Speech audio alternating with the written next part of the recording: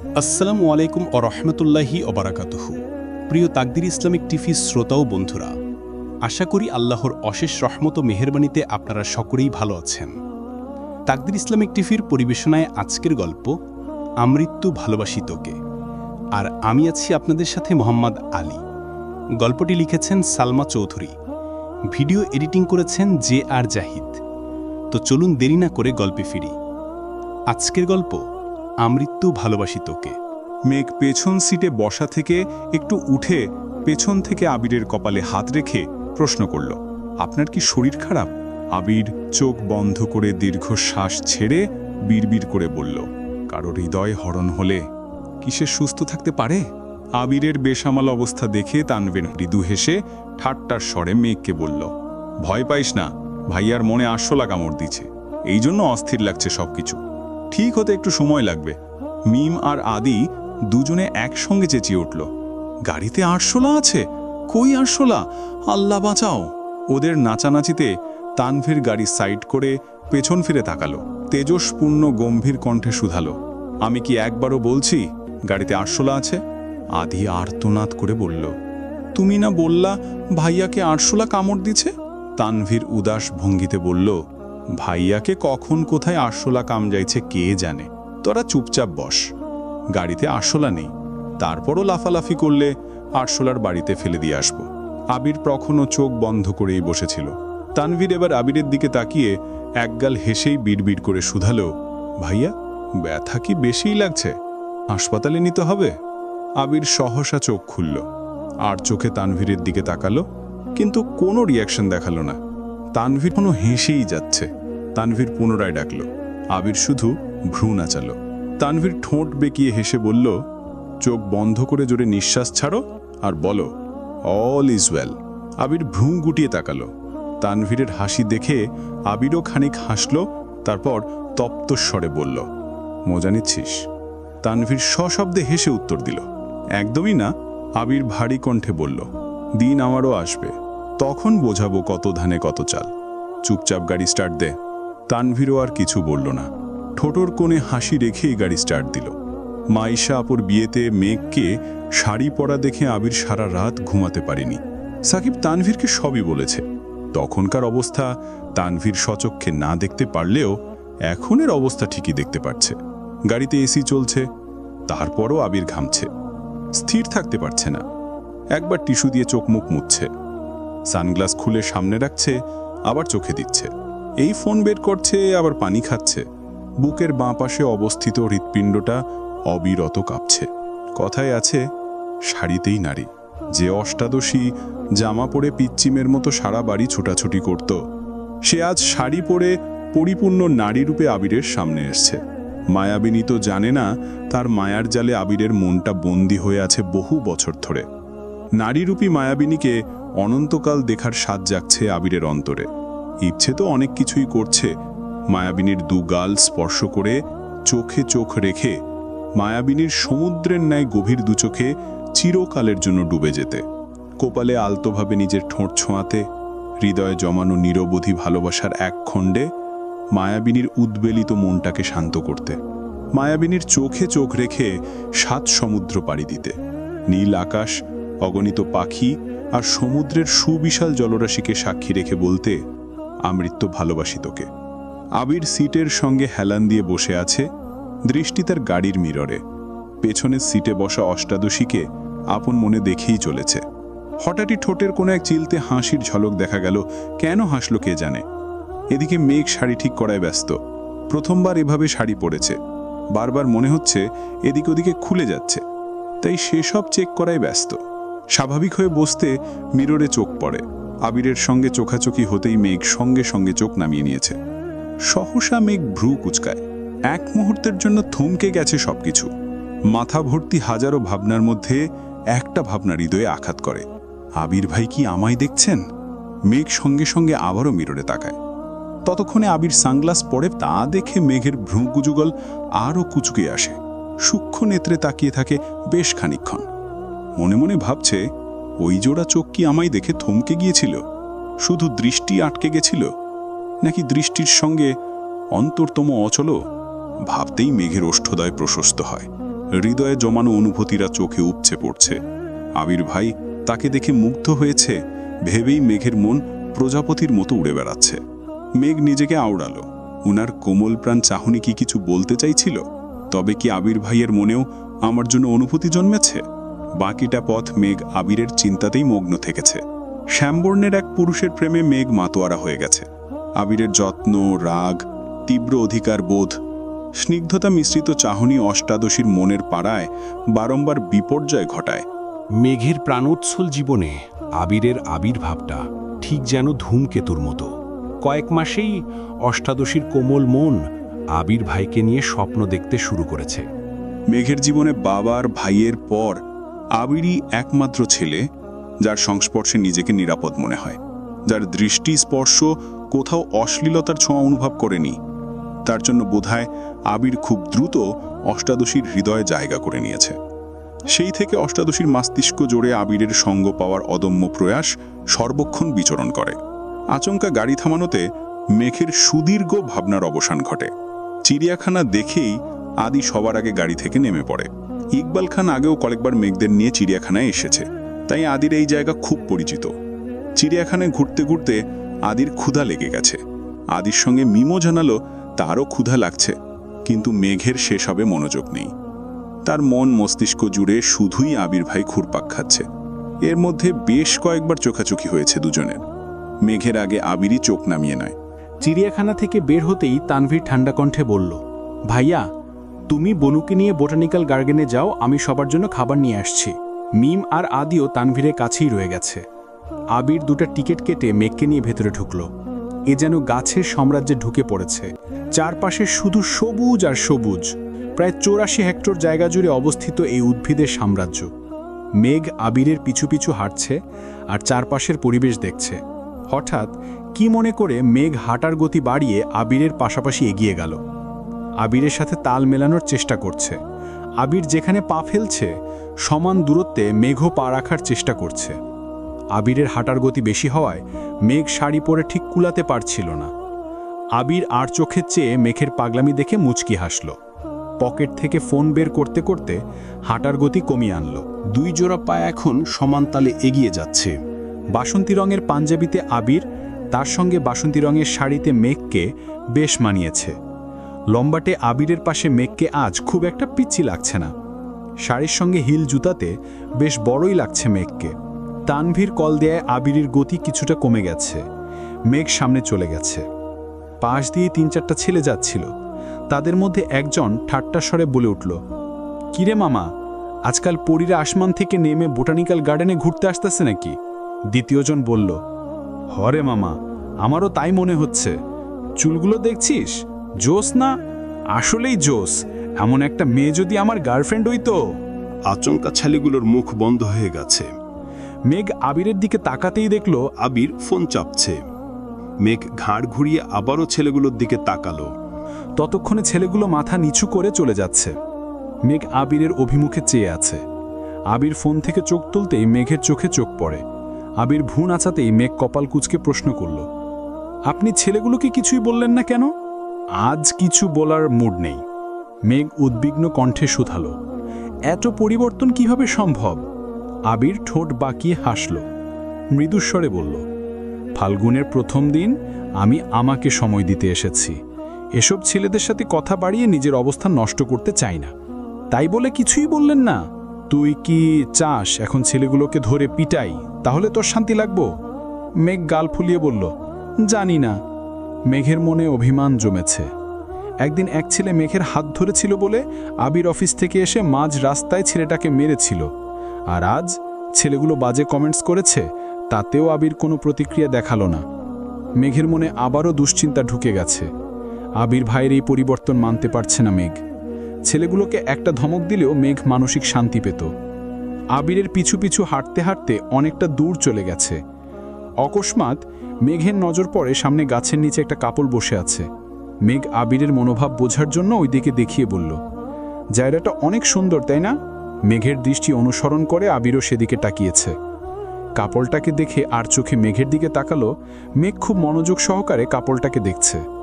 আবির গলা খাকড়ি দিয়ে অন্যদিকে তাকিয়ে ঠান্ডা কণ্ঠে বলল, হ্যাঁ, অনেক সুন্দর। মেঘ একটু ভারী কণ্ঠে বলল, ওই দিকে না, এদিকে দেখতে বলছি। মেঘ ইনডাইরেক্টলি আবিরকে কাপড়টাকে দেখতে বলছে। আবির বুঝেও না বুঝার মতো ভান করছে আর মিটিমিটি হাসছে। আবির এবার কাপড়টার দিকে তাকালো, খানিক বাদে প্রশ্ন করল, তুই তো বোটানি স্টুডেন্ট, ওরা যে গাছটার নিচে বসে আছে ওই গাছটার বৈজ্ঞানিক নাম কি বলতো? মেঘ আহমুকের মতো তাকিয়ে আছে। এ কেমন মানুষ, বুঝাচ্ছে কি আর বেটাই বুঝতেছে কি? মনে প্রেম ভালোবাসা নাই ঠিক আছে, তাই বলে ঘুরতে এসো পড়াশোনা, এটা কেমন কথা? আবির মেঘের দিকে তাকিয়ে পুনরায় প্রশ্ন করল, কি হলো জানিস না? জানবো না কেন, এটার বৈজ্ঞানিক নাম মেঘালেমেফাইটা সেরাটো আবিরপটেরিস। আবির হাঁ করে তাকিয়ে আছে। মেঘের মাথায় আস্তে করে গাঁটটা দিয়ে আবির বলল, এটা টার্মিনালিয়া আর্জুনা। কি পড়াশোনা করি সেটাও জানিস না? আরেকটা গাছের দিকে দেখিয়ে পুনরা বলল, এই গাছটার নাম বল। মেঘ ফোঁস করে শ্বাস ছেড়ে রাগী স্বরে বলল, বোটানিতে পড়ি বলে যেখানেই যাই সেখানেই শুধু বৈজ্ঞানিক নাম ধরতে হবে? আমি এখানে পড়তে আসিনি। তাহলে কেন আসছিস? বেড়াতে আসছি। বেড়াতে আসছিস বেড়া, এদিক সেদিক নজর আটকায় কেন? আবির ঘুরিয়ে ফিরিয়ে হলেও বুঝিয়ে দিয়েছে ওই কাপড়টাকে দেখা আবিরের ভালো লাগেনি। মেঘ ভ্যাংচি কেটে যেতে যেতে বলল, সুন্দর জিনিসে নজর তো পড়বেই। আবির সেদিকে তাকিয়ে ধীর কণ্ঠে বলল, আমার চোখে যেমন তুই ব্যতীত সব মেয়ে কুৎসিত, তেমন কাপল হিসাবে আমি আর আমার স্প্যারো ব্যতীত সবাই অসুন্দর। আমি চাই সবাই আমাদের দেখুক, আমি কেন অন্যদের দেখব? কথাগুলো বলে আবির ঠোঁট বাঁকল। দ্রুত পায়ে মেঘের কাছাকাছি এগিয়ে আসলো। আবারও পাশাপাশি হাঁটছে দুজন। আবির একটু পরপর আর চোখে মেঘকে দেখছে। সামনে যেতে তানভীরদের সঙ্গে দেখা হয়েছে। আবির তানভীরকে দেখে শান্ত স্বরে বলল, ভাবছিলাম তোর বোনের মাথাটা ঠিক আছে, এখন দেখি ও আরো বড় তারছিরা। কেন, কি হয়েছে? নির্দ্বিধায় বৈজ্ঞানিক নাম বানিয়ে বলে পাগলের লক্ষণ। এটা তো ভালো কথা, আমার বোনের কত ট্যালেন্ট দেখছো? আবির হেসে বলল, তোর বোনের ট্যালেন্ট দেখে আমি শিহরিত। আবির আর তানভীর দুজনেই সশব্দে হাসছে। মেঘ মিমের হাত ধরে ঘুরছে, সুন্দর জায়গা দেখে ছবি তুলছে। আদি ওদের সামনে হাঁটছে আর খাচ্ছে। ঘন্টা দুয়েক ঘোরা শেষে গেট থেকে বের হয়ে কিছুটা সামনে আসতেই তিনটে ছেলে ছুটে আসে। মোলায়েম কণ্ঠে বলল, আম সরি আপু, তখন আমাদের ওইভাবে কমেন্টস করা একেবারেই উচিত হয়নি। প্লিজ আপু, কিছু মনে করবেন না, সরি প্লিজ, আর কখনো আপনাকে বা অন্য কোনো মেয়েকে এভাবে বলবো না, মাফ করে দিন প্লিজ। মেঘ আবিরের দিকে তাকালো, কিন্তু আবির নিরুদ্বেগ। আবিরের বেপরোয়া ভাব দেখে মেঘ কপাল গুটালো, তাকালো তানভীরের দিকে। তানভীর আগে থেকেই সূক্ষ্ম নেত্রে তাকিয়ে আছে। কি হয়েছে বা কি হচ্ছে কিছুই বুঝতে পারছে না সে। মেঘ নম্র স্বরে জানালো, ঠিক আছে, আপনারা এখন যান। ছেলেগুলো পুনরায় জিজ্ঞেস করল, আপু মাফ করেছেন? হ্যাঁ করেছি। ছেলেগুলো চলে গেছে। তানভীর আবিরকে ইশারায় জিজ্ঞেস করল, সমস্যা কি? আবিরও ইশারাতেই বোঝালো, তেমন কিছু না। মেঘ সন্দেহে দৃষ্টিতে আবিরকে দেখছে। আবির মেঘের দিকে না তাকিয়ে তানভীরকে বলল, তুই ওদের নিয়ে ঘুরে আয়, আমি মেঘকে নিয়ে এক জায়গায় যাব। তানভীর ভ্রুং চিয়ে চোখ বড় করে তাকালো। আবিরের নিরেট দৃষ্টি দেখেই তানভীর এগিয়ে গিয়ে গাড়িতে বসল। মিম আর আদিকে নিয়ে গাড়ি স্টার্ট দিল। মেঘ তখনও আবিরের দিকেই তাকিয়ে আছে। আবির এবার সরাসরি মেঘের মুখের দিকে তাকালো। মেঘের কপালে কয়েক স্তর ভাঁজ, ভ্রু কুচকানো, তীক্ষ্ণ দৃষ্টিতে তাকিয়ে আছে। নাকের ডগা ক্রমশ তুলছে, গাল ফুলিয়ে জোরে জোরে নিঃশ্বাস ছাড়ছে। আবির গলার স্বর কিছুটা উঁচু করে বলল, এভাবে তাকিয়ে আছিস কেন? আমার কি লজ্জা লাগে না? মেঘ শ্বাস ছেড়ে ধীর কণ্ঠে শুধালো, ছেলেগুলো আমায় সরি বলল কেন? আমি কি জানি? মেঘ রাগ চোখে মুখে ভেসে উঠছে। রাগান্বিত কণ্ঠে বলল, আপনি সত্যি কিছু জানেন না? আবির নিচের ঠোঁট কামড়ে এক আঙুলে মেঘের নাকের ডগায় আলতোভাবে স্পর্শ করে বলল, যাই বল, রাগলে তোকে সেই লাগে, পুরাই অগ্নিকন্যা। সারাক্ষণ এভাবে ঘুরবি, তাহলে কোনো ছেলে বাজে কমেন্টসও করবে না, তারপর তাদের এসে সরিও বলতে হবে না। আবির এগিয়ে গিয়ে একটা রিক্সা ঠিক করলো। হাতের ইশারায় মেঘকে ডাকলো। আবির রিক্সা থেকে হাত বাড়ালো। মেঘ এক হাতে শাড়ির কুচি ধরে, অন্য হাতে আবিরের হাত শক্ত করে ধরে রিক্সাতে উঠে বসলো। আবির তার দিকে ঝুঁকে শাড়ির আঁচল টেনে মেঘের মাথায় দিয়ে দিয়েছে, যেন বাতাসে চুল এলোমেলো না হয়। মেঘ অবাক চোখে সেই দৃশ্য দেখছে। রিক্সা চলতে শুরু করেছে। আবির খানিকক্ষণ পরপরই মেঘের দিকে ঘুঁকে দেখে কোনো কিছু গাড়ির চাকায় আটকায় কিনা। আবির যতবার কাছে আসে, আবিরের গায়ের গন্ধে মেঘের ছোট্ট দেহ ততবারই কম্পিত হয়। কিছু দূর যাওয়ার পর একটা ফুলের দোকান দেখে আবির রিক্সা থামিয়ে সেখান থেকে তাজা ফুলের মাথার মুকুট কিনেছে, সাথে 2 হাতের জন্য তাজা ফুলের ব্রেসলেট। আশেপাশে ফুলের সুগন্ধ ছড়াচ্ছে। আবির নিজের হাতেই মেঘকে সেসব পরিয়ে দিয়েছে। মেঘ আজ নির্বাক, কথা বলতে একদম ইচ্ছা করছে না। আবির ভাইয়ের সঙ্গে এক রিক্সাতে পাশাপাশি বসে আছে, এতেই তার খুশির সীমা নেই। তার উপর আবিরের যত্নে বারংবার অভিভূত হচ্ছে। নতুন করে নতুনভাবে প্রেমে পড়তে ইচ্ছা করছে। কোথায় যাচ্ছে, কেন যাচ্ছে, কোনো কিছুই জিজ্ঞেস করার ইচ্ছে নেই। আর একটু সামনে গিয়ে মিষ্টির দোকান থেকে মিষ্টি কিনেছে। মেঘ তখনও নির্বাক। আবির ভাই আজ যেখানে নিয়ে যাবে অষ্টাদশী সেখানেই যাবে, কোনো প্রশ্ন করবে না। যেই কথা সেই কাজ। রিক্সা থেকে নেমে একটু হেঁটে একটা বাসায় ঢুকল। মেঘ কিছুটা দূরে দাঁড়ানো। কলিং বেল চাপতেই কিছুক্ষণের মধ্যে দরজা খুলে দিল। আবির হাসি মুখে বলল, আসসালামু আলাইকুম। মাইশা আপু একগালে হেসে উত্তর দিল, ওয়ালাইকুম আসসালাম। এতদিকে বোনের কথা মনে পড়ল? আবির মুখে হাসি রেখে ঠাট্টার স্বরে বলল, আমার মতো ব্যস্ত মানুষ আর একটাও পাবে না। আহারো, কি কাজে ব্যস্ত তা আমার জানা আছে। আবির মাইশার দিকে একটু এগিয়ে গিয়ে ধীর কণ্ঠে বলল, তোমার জন্য সারপ্রাইজ আছে। মাইশা উত্তেজিত কণ্ঠে প্রশ্ন করল, কি সারপ্রাইজ? আবির কণ্ঠ উঁচু করে ডাকল, এই যে ম্যাম, আসুন। মেঘ গুটি গুটি পায়ে দরজা পর্যন্ত আসতেই মেঘকে দেখে মাইশা হাঁচে নিজের দুগালে হাত রাখল। মেঘকে আপাদমস্তক দেখে দরজার বাইরে এসে মেঘকে জড়িয়ে ধরে। মেঘও মাইশা আপুকে দেখে অবাক হয়ে গেছে। আপুর বিয়ের পর আজই আপুকে দেখছে। আবির অবশ্য আগেও এসেছে, বাসাও আবিরই ঠিক করে দিয়েছিল। মেঘ জিজ্ঞেস করে, ভাইয়া কোথায়? ও বেরোয়েছে, চলে আসবে এক্ষুনি, তোমরা ভিতরে এসে বসো। মেঘ ঘুরে ফিরে বাসাটা দেখছে।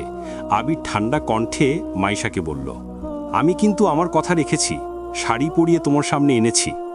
মাইশা আবিরকে বিড়বিড় করে বলল, তার জন্য অসংখ্য ধন্যবাদ, কিন্তু প্রেমিকা না, আমি তাকে তোর বউ হিসেবে দেখতে চাই। ভালোবাসার অভাবে আমার ভাইয়ের মুখটা কেমন শুকিয়ে গেছে। আহারে। আবির ঠোঁট ফুলিয়ে অভিযোগের স্বরে বলল, তুমিই একমাত্র বুঝছো। মেঘের দিকে তাকিয়ে বলল, আর কেউ তো বুঝেই না। মাইশা হাসতে হাসতে বলল, দাঁড়া, বলে দিচ্ছি। এই না আপু, প্লিজ বলো না। ততক্ষণে মেঘ এসে সোফায় বসতে বসতে বলল, কি হয়েছে আপু? মাইশা মুখে হাসি রেখেই বলল, মেঘ, তোমাকে আজ অনেক সুন্দর লাগছে, মাশাল্লাহ। সাবধানে থেকো, তোমাকে দেখে কারোর হার্ট অ্যাটাক না হয়ে যায়। তোমরা বসো, আমি নাস্তা নিয়ে আসি। একটু পর মাইশা আপুর হাজবেন্ড বাসায় আসছেন। কিছুক্ষণ আড্ডা দিয়ে নাস্তা করে আবির মেঘকে নিয়ে বের হবে। মাইশা মেন গেট পর্যন্ত এগিয়ে এসে উচ্চস্বরে বলল, আবির মেঘের শাড়ির কুচিগুলো ঠিক করে দে। মেঘ আর আবির দুজনেই অবাক চোখে মাইশার দিকে তাকালো। মাইশা স্বাভাবিক কণ্ঠে পুনরায় বলল, কি হলো, ঠিক করে দে। মাইশার কথা মতো আবির হাঁটু গেড়ে বসে আস্তে ধীরে কুচিগুলো ঠিক করে দিচ্ছে। মেঘ বিপুল চোখে তাকিয়ে সে দৃশ্য দেখছে, হাত পা কাঁপছে মেঘের। আবির দাঁড়াতেই মাইশা আবিরকে ডাকল। আবির কাছে যেতেই মাইশা হেসে বলল, শুধু ভালোবাসলেই হবে না ভাই, যত্নশীল হতে হবে। আবির মুচকি হেসে বলল, বিয়েটা করতে দাও। যত্ন কি, কাকে বলে, কত প্রকার, বিস্তারিত দেখতে পারবা। আসছি। আবির মেঘকে নিয়ে বাসার উদ্দেশ্যে রওনা দিয়েছে। অন্যদিকে তানবীর, মিম আর আদিকে নিয়ে ঘুরতে ঘুরতে বন্যাদের বাসার এদিকে আসছে। আবিরের চোখে প্রেমানুভূতি দেখে তানবীরেরও খুব ইচ্ছে করছিল বন্যাকে দেখতে, কিন্তু হুটহাট বন্যাকে কল দেয়াটা নিজের কাছেই খারাপ লাগে। ছোট বোনের বান্ধবীকে কল দিয়ে কি বলবে, সেটা বোনের কান পর্যন্ত কিভাবে পৌঁছাবে, তা ভেবেই কল করার সাহস পায় না। তানভীর ধীর গতিতে গাড়ি চালাচ্ছে আর আশেপাশে তাকাচ্ছে, আঁখি জোড়া অনবরত তাকেই খুঁজছে। মিম শুধালো, ভাইয়া, আমরা এদিকে কেন আসছি? আমাদের বাসা তো এদিকে না। ঘুরতে আসছি, চুপচাপ বসে থাক। কিছুটা এগিয়ে যেতেই হঠাৎ চোখে পড়ল হলুদ সালোয়ার কামিজ পরনে একজনের দিকে। মাথায় সাদা ওড়না, ঠোঁটে হালকা লিপস্টিক, আপন মনে ঝালমুড়ি খাচ্ছে। শিওর হওয়ার জন্য একটু এগিয়ে গেল। গাড়ি থামাতো বন্যার কাছাকাছি এসে। গাড়ির হর্নের শব্দে বন্যা ঘাড় ঘুরিয়ে তাকাতেই তানভীরের হৃদয়ে ছুরির ন্যায় কিছু ঢুকার মতো অনুভূতি হলো। বন্যার দু চোখে গাঢ় করে কাজল দেয়া, বাসন্তী রঙের জামা আর সাদা ওড়নাতে অসম্ভব সুন্দর লাগছে বন্যাকে। তানভীরের দৃষ্টি সরছেই না। ভিতর থেকে মিম বন্যাকে দেখে বলে উঠল, ভাই দেখো বন্যা আপু। এতে তানভীরের হুঁশ ফিরে। মিম আর আদি যে তানভীরের সাথে ছিল এটা তানভীরের মনেই ছিল না। তানভীর শান্ত স্বরে বলল, তোরা বস, আমি আসছি। তানভীর বের হয়ে একটু সামনে এগিয়ে গেল। বন্যা মৃদু হেসে প্রশ্ন করল, আপনি এখানে? এমনিতেই আসলাম। বন্যা নিজের হাতের ঝালমুড়ির দিকে তাকিয়ে আবারও তানভীরকে দেখে আস্তে করে বলল, ঝালমুড়ি খাবেন? না, খাও তুমি। কয়েক মুহূর্তের নিস্তব্ধতা কাটিয়ে তানভীর শুধালো, বাসা থেকে এত দূর ঝালমুড়ি খেতে আসছো? বন্যা এবার একটু শব্দ করেই হাসল। এপাশ ওপাশ মাথা নেড়ে বলল, না, ঘুরতে বের হয়েছিলাম। আপু আর ভাই একটু সামনে গেছে, তাই আমি ঝালমুড়ি খাচ্ছিলাম। বন্যা ঘাড় ঘুরাতেই ঠোঁট জোড়া আরও প্রশস্ত হলো। স্বাভাবিক কণ্ঠে বলল, ওই তো আপুরা চলে আসছে। ওনারা আসতেই বন্যা বোনের সঙ্গে পরিচয় করিয়ে দিল। যদিও তানভীর আগে একবার বন্যাদের বাসায় গিয়েছিল, কিন্তু তখন বড় আপুর সঙ্গে দেখা হয়নি। তানভীর কিছুটা থতমত খেয়েছে, তবুও স্বাভাবিক থাকার চেষ্টা করছে। তানভীর সহজ স্বরে বলল, আসসালামু আলাইকুম আপু, কেমন আছেন? আলহামদুলিল্লাহ ভালো। আপনি কেমন আছেন? আলহামদুলিল্লাহ ভালো। আমি মেঘের বড় ভাই, চিনতে পারছি। আপনার কথা অনেক শুনি, আপনি নাকি খুব রাগী। তানভীরের মুখের হাসি মুহূর্তেই গায়েব হয়ে গেছে। কি বলবে বুঝে উঠতে পারছে না। বন্যার আপু পুনরায় প্রশ্ন করলেন, তা আমাদের এদিকে কি মনে করে? ঘুরতে নাকি এমনিতে? তানভীর ঢোক গিলে শান্ত কণ্ঠে বলল, ভাই বোনদের নিয়ে ঘুরতে বেরিয়েছিলাম, ভাবলাম এদিকেও ঘুরে যাই। বন্যা উত্তেজিত কণ্ঠে প্রশ্ন করল, মেঘ হাসছে? তানভীর মৃদু হেসে বলল, না বনু আসেনি, মিম আর আদি গাড়িতে আছে। বন্যা ততস্থ হয়ে বলল, আগে বললেন না কেন? আপু তোমরা কথা বলো, আমি দেখা করে আসি। বন্যার বড় বোন হাসি মুখে বলল, ভাই বোনদের নিয়ে আসছেন, রাস্তায় কতক্ষণ ঘুরবেন, বাসায় চলুন। না আপু, অন্য কোনো দিন আসব। বন্যা মিম আর আদির সঙ্গে গল্প করেছে, ঝালমুড়ি কিনে দিয়েছে। তাদের থেকে বিদায় নিয়ে তানভীর বাসার উদ্দেশ্যে রওনা দিল। বাসার গলি পর্যন্ত এসে গাড়ি থামালো। ততক্ষণে আবির মেঘকে নিয়ে চলে আসছে। তানভীর গলিতেই ওদের নামিয়ে দিয়েছে। তিন ভাই বোন গল্প করতে করতে যাচ্ছে। আবির ভাই মেঘকে মাথার মুকুট কিনে দিয়েছে, সেটা দেখেই মিম মেঘের কাছে আবদার করছে তাকেও যেন এনে দেয়। তারপর বন্যার সঙ্গে দেখা হয়েছে, সেই কথাও বলছে। বাসায় ফিরে কিছুক্ষণ পরই তানভীর বন্যার নম্বরে কল দিল। আজ প্রথমবারই কল রিসিভ হলো। তানভীর গম্ভীর কণ্ঠে প্রশ্ন করল, কি করতেছ? তেমন কিছু না। কেন? হাত কাটছ কিভাবে? বন্যা আতকে উঠে নিজের হাতের দিকে তাকায়। তানভীর সন্ধ্যার দিকেই হাতের অবস্থা দেখেছে। আপু চলে আসায় হাতের কথাটা জিজ্ঞেস করতে পারেনি। বন্যা জিভ দিয়ে নিচের ঠোঁট ভিজিয়ে উদ্বিগ্ন কণ্ঠে বলল, দা লেগে কেটে গেছিল। দা লেগে হাত কিভাবে কাটে? কাজ করার সময় মনোযোগ কোথায় থাকে? বন্যা মৃদু হেসে বলল, বেশি কাটেনি। তা তো ব্যান্ডেজ দেখেই বুঝেছি। ওষুধ খেয়েও ঠিকমতো। রাখছি। এদিকে মেঘ ঘণ্টাখানেক পর আবিরের জন্য এক কাপ কফি নিয়ে আস্তে আস্তে আবিরের রুমে ঢুকেছে। আবির চোখ বন্ধ করে বিছানার পাশে হেলান দিয়ে বসে আছে। মেঘ খুব সন্তর্পণে কাপটা টেবিলের উপর রাখল। কয়েক সেকেন্ড আবিরকে দেখল, বলতে চাইল কফিটা খাওয়ার জন্য, কিন্তু কেন জানি গলা দিয়ে কথা বের হচ্ছে না। মেঘ চলে যাওয়ার জন্য পা বাড়াতে নিলে আবির সুস্থিরই কণ্ঠে ডাকল, মেঘ। অমনি মেঘের পদযুগল স্তব্ধ হয়ে গেছে। পা বাড়াতে চেয়েও বাড়াতে পারছে না, মুখ ফুটে কিছু বলতেও পারছে না। আবির অত্যন্ত ধীর কণ্ঠে বলল, মাথায় খুব ব্যথা করছে, কিছু মনে না করলে একটু টিপে দিবি প্লিজ। আবিরের কণ্ঠ অনেক ভার, কথাগুলো অনেক কষ্টে বলেছে। মেঘ ঢোক গিলে আস্তে করে গলা খাঁকারি দিয়ে বলল, আপনার জন্যে কফি নিয়ে আসছিলাম। এই ব্যথা কফিতে কমবার নয়। মেঘ এগিয়ে এসে আবিরের মাথার পেছনে দাঁড়িয়ে আলতোভাবে চুলে স্পর্শ করে। আবির চোখ বন্ধ করে বসে আছে, একবারের জন্য তাকিয়েও দেখছে না। আবিরের মাথায় হাত বুলাতে বুলাতে মেঘ ডাকল, আবির ভাই। আপনার কি হয়েছে? কি নিয়ে এত টেনশন করছেন?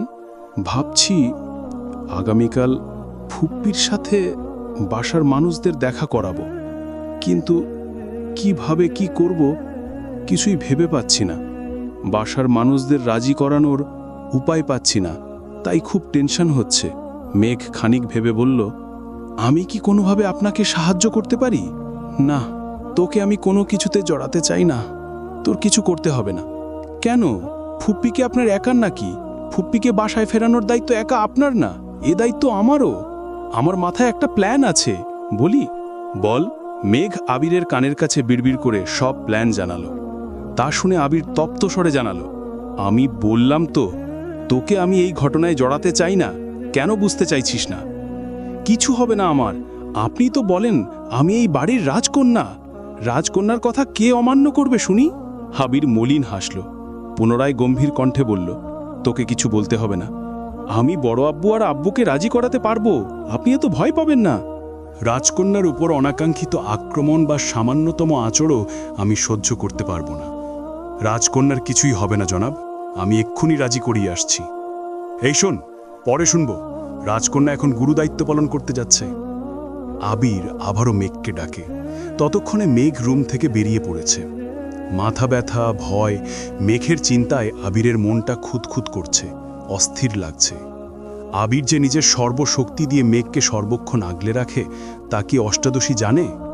মেঘকে অতি সামান্য কারণেও কেউ ধমক দিলে আবিরের পায়ের রক্ত মাথায় উঠে যায়। এ অবস্থায় নিজেকে নিয়ন্ত্রণ করা সম্ভব হবে না বলে মেঘকে আগে থেকেই সাবধানে রাখে। মেঘের সারশব্দ নেই। আবির বুঝতে পারে মেঘকে থামানো সম্ভব না। গত দুরাত নির্ঘুম কাটিয়েছে। প্রচণ্ড মাথা ব্যথা সত্ত্বেও আবির উঠে ব্যালকনিতে আসলো। ততক্ষণে মেঘ নিচে চলে গেছে। সোফায় বসে আলী আহমদ খান আর মোজাম্মেল খান কিছু কাগজপত্র দেখছিলেন। আবির উপর থেকে স্থির দৃষ্টিতে বাবা, চাচা আর মেঘকে দেখছে। ভেতরটা ভয়ে কাঁপছে। আবির ছোট থাকাকালীন আলী আহমদ খান কয়েকবার আবিরকে নিয়ে ঘুরতে গিয়েছিলেন। তারপর থেকে আজ অবধি পরিবার নিয়ে কোথাও ঘোরেন না তিনি। মেঘ, মিমরা কোথাও ঘুরতে যেতে চাইলে ইকবাল খান নিয়ে যান।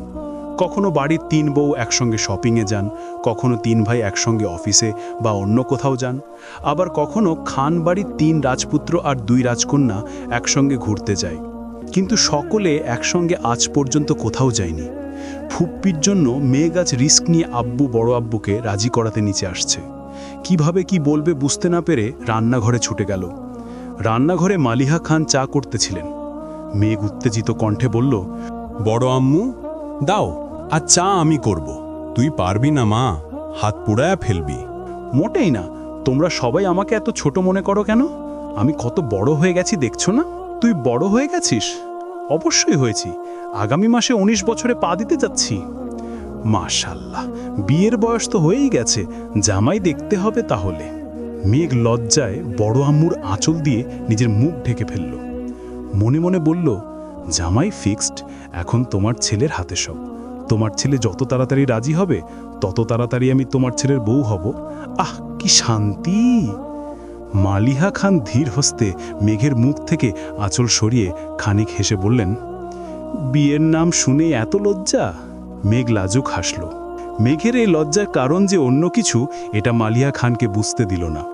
কিছুটা স্বাভাবিক হয়ে 2 কাপ চা নিয়ে চলে গেল। মেঘের হাতে চায়ের কাপ দেখে 2 ভাই নড়ে চড়ে বসলেন। মোজাম্মেল খান চায়ের কাপ হাতে নিতে নিতে শান্ত স্বরে শুধালেন, আম্মু, তুমি চা আনতে গেলে কেন? এমনিতেই। আলী আহমদ খান প্রখর নেত্রে মেঘকে দেখে বললেন, মুখ দেখে মনে হচ্ছে বড় সড়ো আবদার আছে। কি লাগবে বলো মা? মেঘ হাসি মুখে উত্তর দিল, কিচ্ছু লাগবে না বড় আব্বু। মোজাম্মেল খান পুনরায় জিজ্ঞেস করলেন, তোমরা নাকি আজ ঘুরতে গিয়েছিলে? কোথায় গিয়েছিলে? চিড়িয়াখানা আর বোটানিক্যাল গার্ডেনে। ঘোরাঘুরি করে মন ভালো হয়েছে? মেঘ চোখ বন্ধ করে ঠোক গিলল। মনে সাহস জুগিয়ে বলে উঠল, ভালো লাগেনি, বরং মনটা আরো বেশি খারাপ হয়ে গেছে। কেন? ভয়ে মেঘের বুক কাঁপছে। আব্বু বা বড় আব্বু ধমক দিয়ে না বসেন। দীর্ঘ নিঃশ্বাস ছেড়ে মেঘ বলে উঠল, সবাই সবার আব্বু আম্মু সহ পুরো পরিবার নিয়ে ঘুরতে আসছিল। তারা কত আনন্দ করছিল, তাদের দেখতেও ভালো লাগছিল। আমার বোধশক্তি হওয়ার পর থেকে আমি কোনোদিন দেখিনি আমাদের বাসায় সবাই একসঙ্গে কোথাও ঘুরতে গিয়েছে। আমি চাই আগামীকাল আমাদের বাসার সবাই একসঙ্গে ঘুরতে যাব। এটা আমার অভিযোগ, সেই সঙ্গে আবদারও। আলী আহমেদ খান ধীর কণ্ঠে বললেন, তোমার আম্মু, বড় আম্মু, কাকিয়াকে নিয়ে যেও, আর আমি ইকবালকে বলবো না, সেও তোমাদের সঙ্গে যাবে। মেঘ অভিমানী কণ্ঠে জানালো, আমি বলেছি সবাই মানে খান বাড়ির প্রত্যেকে, সেখানে আপনারা দুজনও পড়েন। মোজাম্মেল খান ভারী কণ্ঠে বললেন, আমাদের কাজ আছে, বাকিদের নিয়ে যেও। আগামীকাল বিশ্ব ভালোবাসা দিবস। আমি খোঁজ নিয়েছি, অফিস ছুটি। প্লিজ আব্বু, প্লিজ বড় আব্বু, চলুন না। না মামনি, তোমরা ঘুরে আসো, টাকা দিয়ে দিব না, খাওয়া দাওয়া করে কেনাকাটা করে আইসো। মেঘ এবার কিছুটা ক্ষিপ্ত স্বরে বলল, থাক, টাকা লাগবে না, আপনাদেরও কোথাও যেতে হবে না। আপনারা আপনাদের ব্যবসা কাজ নিয়েই ব্যস্ত থাকুন, আমাদের ভালোবাসার প্রয়োজন নেই। এরপর থেকে আমাকেও লক্ষ্মী মেয়ে বলে সম্বোধন করবেন না। আপনাদেরকে বিরক্ত করার জন্য দুঃখিত, আপনারা আপনাদের কাজ করুন। মেঘ চলে যেতে নিলে আলী আহমেদ খান ডাকলেন। শান্ত স্বরে মেঘকে বোঝানোর চেষ্টা করলেন, কিন্তু মেঘ নিজের জেদ থেকে নড়বেই না। এক পর্যায়ে মেঘ বলে বসল, আগামীকাল ঘুরতে না গেলে বাড়ির কারো সঙ্গে কথা বলবে না মেঘ। আলী আহমেদ খান বেশ কিছুক্ষণ চোখ বন্ধ করে ভাবলেন। ছোট থেকেই বোনকে অনেক আদরে বড় করেছিলেন আলী আহমেদ খান আর মোজাম্মেল খান। বোনের কোনো আবদার কখনো অপূর্ণ রাখেননি। খরচের টাকা বাঁচিয়ে বোনের জন্য গিফট নিয়ে আসতেন। প্রতি সপ্তাহেই 4 ভাই বোন মিলে ঘুরতে যেতেন। ইকবাল খান সবার ছোট থাকা সত্ত্বেও আলী আহমেদ খান আর মোজাম্মেল খানের বোনের প্রতি ভালোবাসাই বেশি ছিল। কিন্তু বোন এমন কাণ্ড ঘটানোর ফলে ভাই বোনের শারীরিক ও মানসিক দুভাবেই বিচ্ছেদ ঘটেছে। পরিবারকে সময় দেওয়া, বিশেষ করে ঘুরতে নিয়ে যাওয়াটা একেবারেই ছেড়ে দিয়েছেন তিনি। 2-1 গেলেও মাথায় শুধু বোনের স্মৃতি ঘুরত। তার জন্য পরিবারের দায়িত্ব ছেড়ে ব্যবসার হাল শক্ত করে ধরে রেখেছেন। বড় ভাইয়ের দেখাদেখি মোজাম্মেল খানও ধীরে ধীরে একই পথের পথিক হয়ে গেছেন। সেই সঙ্গে পরিবারের পুরো দায়িত্ব পড়েছে ইকবাল খানের উপর। বাসার বাজার থেকে শুরু করে কেউ অসুস্থ হলে হাসপাতালে নেওয়া, ডাক্তার দেখানো, ঘুরতে নিয়ে যাওয়া, সম্পূর্ণ দায়িত্ব ইকবাল খানের। অনেক ভেবেচিন্তে অবশেষে আলী আহমেদ খান জানালেন তিনিও আগামীকাল যাবেন। এবার মেঘের খুশি দেখে কে? মেঘ ছুটে গিয়ে আম্মু বড় আম্মুকে ডেকে নিয়ে আসছে। আকলিমা খান মিম আদিকে পড়াচ্ছিলেন, তাদেরকেও ডেকে নিয়ে আসছে। এর মধ্যে আবির নামছে। আবির মেঘের দিকে তাকিয়ে টানা 2 বার ভ্রু নাচালো। আবিরও নিঃশব্দে হাসল। চোখের ইশারাতেই মেঘের প্রশংসা করল। আবির নামতেই মোজাম্মেল খান জিজ্ঞেস করলেন, আগামীকাল কি তুমি ফ্রি আছো? কিছু কাজ আছে, কেন চাচ্ছ? মেয়ের একদম পাগল করে দিচ্ছে। আগামীকাল নাকি ভালোবাসা দিবস, সেই উপলক্ষে বাসার সবাইকে নিয়ে ঘুরতে যাবে। তুমি কি সময় দিতে পারবে? আবির উদাসীন কণ্ঠে বলল, সবাই গেলে আমার তো সময় দিতেই হবে, কাজ না হয় পরেই করলাম। আবিরের ভাবের কথা শুনে মেঘ কপাল কুঁচকে আবিরের দিকে তাকিয়ে আছে। দিন রাত এক করে ফুপ্পিকে নিয়ে ভাবা মানুষটা ফুপ্পির সাথে সবার দেখা করানোর চিন্তায় আধ মরা হয়ে যাচ্ছিল। অথচ আব্বুর সামনে এসে কি সুন্দর করে বলছেন ওনার নাকি কাজ আছে। কি এমন কাজটা ওনার? এর মধ্যে ইকবাল খান বাসায় আসছেন, তানভীরকেও জানানো হয়েছে। কোথায় যাওয়া হবে, কখন যাবে, সব সিদ্ধান্ত শেষে যে যার মতো চলে গেছে। আলী আহমেদ খান, মোজাম্মেল খান দুজন আবারও কাগজপত্র দেখছেন। ইকবাল খান, আকলিমা খান, মিম আদি সকলে রুমে চলে গেছেন। আবির খেতে বসছে। আবিরকে দেখে মেঘও আবিরের বিপরীতে গিয়ে বসল। ডাইনিং টেবিলে আর কেউ নেই। হালিমা খান খাবার রেডি করছেন। মেঘ আবিরের দিকে তাকিয়ে বিড়বিড় করে বলল, আপনার আগামীকাল কি এমন কাজ শুনি? কোনো কাজ নেই। কেন? একটু আগে যে বললেন ব্যস্ত, কাজ আছে। আবির ওষ্ঠদ্বয় কিছুটা প্রশস্ত করে বলল, কখনো কখনো পরিস্থিতি বুঝে মুখে মুখে হলেও ব্যস্ততা দেখাতে হয়। সবাই এক্সাইটেড হয়ে গেলে সমস্যা আছে। মেঘ মাথা চুলকে বলল, আপনি কি ভাবেন আর কি করেন আপনিই জানেন। আবিরের ওষ্ঠদ্বয় আরও বেশি প্রশস্ত হল। আবির তপ্ত স্বরে বলল, thank you my dear sparrow, my pleasure. আজ সকাল থেকে বাড়িতে হইচই। মিম, মেঘ আদি তিনজনই খুব এক্সাইটেড। গতকাল হুট করে আবির শাড়ি নিয়ে আসছিল, তাই সাজার তেমন সময় পায়নি। আজ সকাল সকাল চুলে শ্যাম্পু করে অনেকটা সময় নিয়ে শাওয়ার নিয়েছে। ভেজা চুল ছেড়ে সারা বাড়ি ঘুরছে। সবাই রেডি হয়ে যাচ্ছে। কি ড্রেস পরবে মেঘ এখনও সিদ্ধান্তই নিতে পারছে না। ভালোবাসা দিবসে আবিরের সঙ্গে মিলিয়ে জামা পরবে এটা আগে থেকেই ভেবে রেখেছিল, কিন্তু সারা দিন যাবৎ আবিরের কোনো হদিশ নেই। সেই সকাল বেরিয়েছে, এখনো আসছে না। সবার বলাবলিতে মেঘ রেডি হতে চলে গেছে। মেঘ লাল রঙের একটা গাউন পরেছে, চুলগুলো বেনি করে সামনের দিকে রেখেছে। এক হাতে ঘড়ি, আরেক হাতে আবিরের দেয়া কাঁচের চুড়ি থেকে এক সেট লাল রঙের চুড়ি পরেছে। আজ কানে বড় দুল দিয়েছে, ঠোঁটে লাল টকটকে লিপস্টিক, চোখে আইলাইনারের সাথে হালকা করে দেয়া কাজল। আগে মেঘ গাঢ় করে কাজল দিত, কিন্তু আবিরের ভয় এখন কাজল দেয়া ছেড়েই দিয়েছে। হঠাৎ হঠাৎ একটু হালকা করে দেয়। মেঘ রেডি হয়ে সোফায় বসে ফোন চাপতে ছিল। এর মধ্যে আবির বাসায় আসছে, আর চোখে মেঘকে খানিক দেখেই দ্রুত রুমে চলে গেল। ২০ মিনিটের মধ্যেই শাওয়ার নিয়ে একেবারে রেডি হয়ে নেমে পড়েছে। আজকেও পাঞ্জাবি পরেছে। আবিরের পাঞ্জাবিটা বেশ কয়েকটা রঙের কম্বিনেশনে তৈরি, তবে সেটাতে লাল রং একটু বেশি ভাসছে। মেঘের ইচ্ছা পূরণ হয়েছে দেখেই মাথা নিচু করে মুচকি হাসল। আবির বাসা থেকে বেরিয়ে যাচ্ছে, পেছন পেছন মেঘও ছুটল। মেঘকে ছুটতে দেখে আবির থমকে দাঁড়ালো। মেঘ কাছে আসতেই শান্ত স্বরে বলল, ওখানে একদম শান্ত থাকবি। ফুপ্পিকে তুই চিনিস না, আর আজকের জন্য জান্নাত আপুকেও চিনিস না। ওদের দেখে উত্তেজিত হয়ে জড়িয়ে ধরতে যাবি না, মনে থাকবে? আচ্ছা ঠিক আছে, কিন্তু আপনি সকাল থেকে কোথায় ছিলেন? ফুপ্পি দুশ্চিন্তা করতে করতে অসুস্থ হয়ে পড়ছিল। আইরিন কল দিয়ে কান্নাকাটি করছিল, তাই বাসায় গেছিলাম। আমার ফুপ্পির জন্য খুব টেনশন হচ্ছে, আর আমার আব্বুর জন্য বেশি টেনশন হচ্ছে। আচ্ছা যাই হোক, তুই মুড অফ করে থাকিস না। বাসার সকলের সঙ্গে ঘোরার ইচ্ছা পূরণ হচ্ছে, সেটা তুই ফোকাস কর। মেঘ কথা না বাড়িয়ে সোজা গাড়িতে বসল। একটু পর মিম, আদি সহ সকলে চলে আসছে। বাসার আশেপাশে সুন্দর নিরিবিলি জায়গা ঘুরে হালকা নাস্তা করে পরিশেষে রমনা পার্কে আসলো। আবির আর তানভীর এমন ভাব নিচ্ছে যে বাবা চাচার কথা ছাড়া তারা কোনো দিকে যায় না। রমনা পার্কে যাবে কিনা সেই অনুমতিও বাবার থেকে নিয়েছে আবির। শান্ত পরিবেশে হাঁটছে সকলে। মেঘের কথা মাথায় রেখে আলী আহমেদ খান নিজেই মিম মেঘদের ঘুরিয়ে ঘুরিয়ে দেখাচ্ছেন। এটা সেটা গল্প বলছেন। সামনের দিকে ৩ ভাই, মিম, আদি, মেঘ, তারপর ৩ বউ, সব শেষে আবির আর তানভীর। ফুপ্পির কথা জানতে মেঘ ইচ্ছে করেই সামনে থেকে পিছনে এসছে, কিন্তু পরিস্থিতি বেশ ঠান্ডা। আবির তানভীর কোনো কথা বলছে না। আবির ফোনে কাউকে মেসেজ পাঠাচ্ছে। তানভীর আবির কারো কাছে পাত্তা না পেয়ে মেঘ চলে যেতে নিলেই আবির আচমকা মেঘের হাতের কবজিতে শক্ত করে ধরে। মেঘ পেছন ফিরতেই আবির চোখে ইশারা করল সামনে না আগানোর জন্য। সামনে সবার হাঁটা হঠাৎই থেমে গেছে। মেঘ এবার ঘাড় ফিরিয়ে তানভীরকে দেখার চেষ্টা করল। তানভীর কিছুই দেখেনি ভাব করে মেঘকে ক্রস করে সামনে গিয়ে দাঁড়িয়ে মেঘকে আড়াল করে দাঁড়িয়েছে। আবির মেঘের হাত ধরে রাখছে। এই দৃশ্য যেন কারো নজরে না পড়ে তার জন্যই আড়াল করে দাঁড়িয়েছে। মালিহা খান জান্নাতকে দেখেই এগিয়ে গেছেন। বাকিরা সেখানেই দাঁড়িয়ে আছেন। মালিহা খান উত্তেজিত কণ্ঠে বললেন, আরে জান্নাত, কেমন আছো?